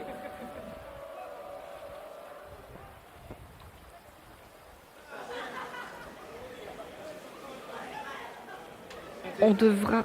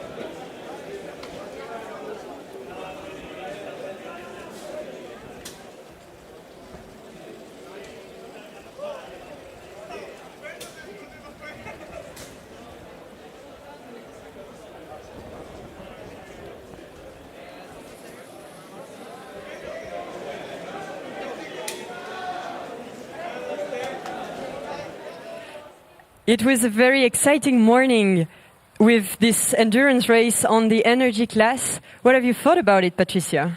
I'm just amazed by the teams. I don't know how many times I said it, but really all our respect for what you are achieving. If you're the first one or the last one, it doesn't matter what you did. And sometimes with a very small team, sometimes with a very short time to do it, it's just impressive. Also, to all the teams who couldn't come on the water, we are also very impressed by your efforts. You are here, you could show off some stuff, and it's really amazing. Some of you are still, will still be competing for the Tech Talks, for some design prizes or eco-conception prizes, and we can't wait to see the results. And it's the vision of the Yacht Club de Monaco, which enables this. So we would like to thank them as well, to give the opportunity to all those young students to be here and to do it. It's not finished. You might think that we are trying to round up, but it's not finished for today. There will be the 16 miles nautical challenge, but it will not be live because they're going all the way to Ventimiglia. It's a crazy long race for the C-Lab classes, and the open sea also. Of course, the big boats going 16 miles away from here, we will not be able to follow them, but we will, of course, follow their time and energy consumption. And we will get back tonight for the prize giving ceremony, the daily prize giving on the Esplanade Jacques Boissy, our daily meeting with all the participants. Feel free to join us. It will be a cool moment, just like yesterday was also great. Yeah, indeed, it is our daily appointment, but you can also already come to the Esplanade Jacques Boissy. There is still something to drink, something to eat, enjoy a little bit the beautiful view on the sea in Monaco, and maybe go on the docks and talk a little bit to the teams, interact with them. They're always happy to do, as we saw in all the interviews we had this morning. Yeah, they're always ready and really looking forward to sharing their experience. It's also why they are here. So please come and exchange with them. So we await you at 5:30, and in the meanwhile, enjoy.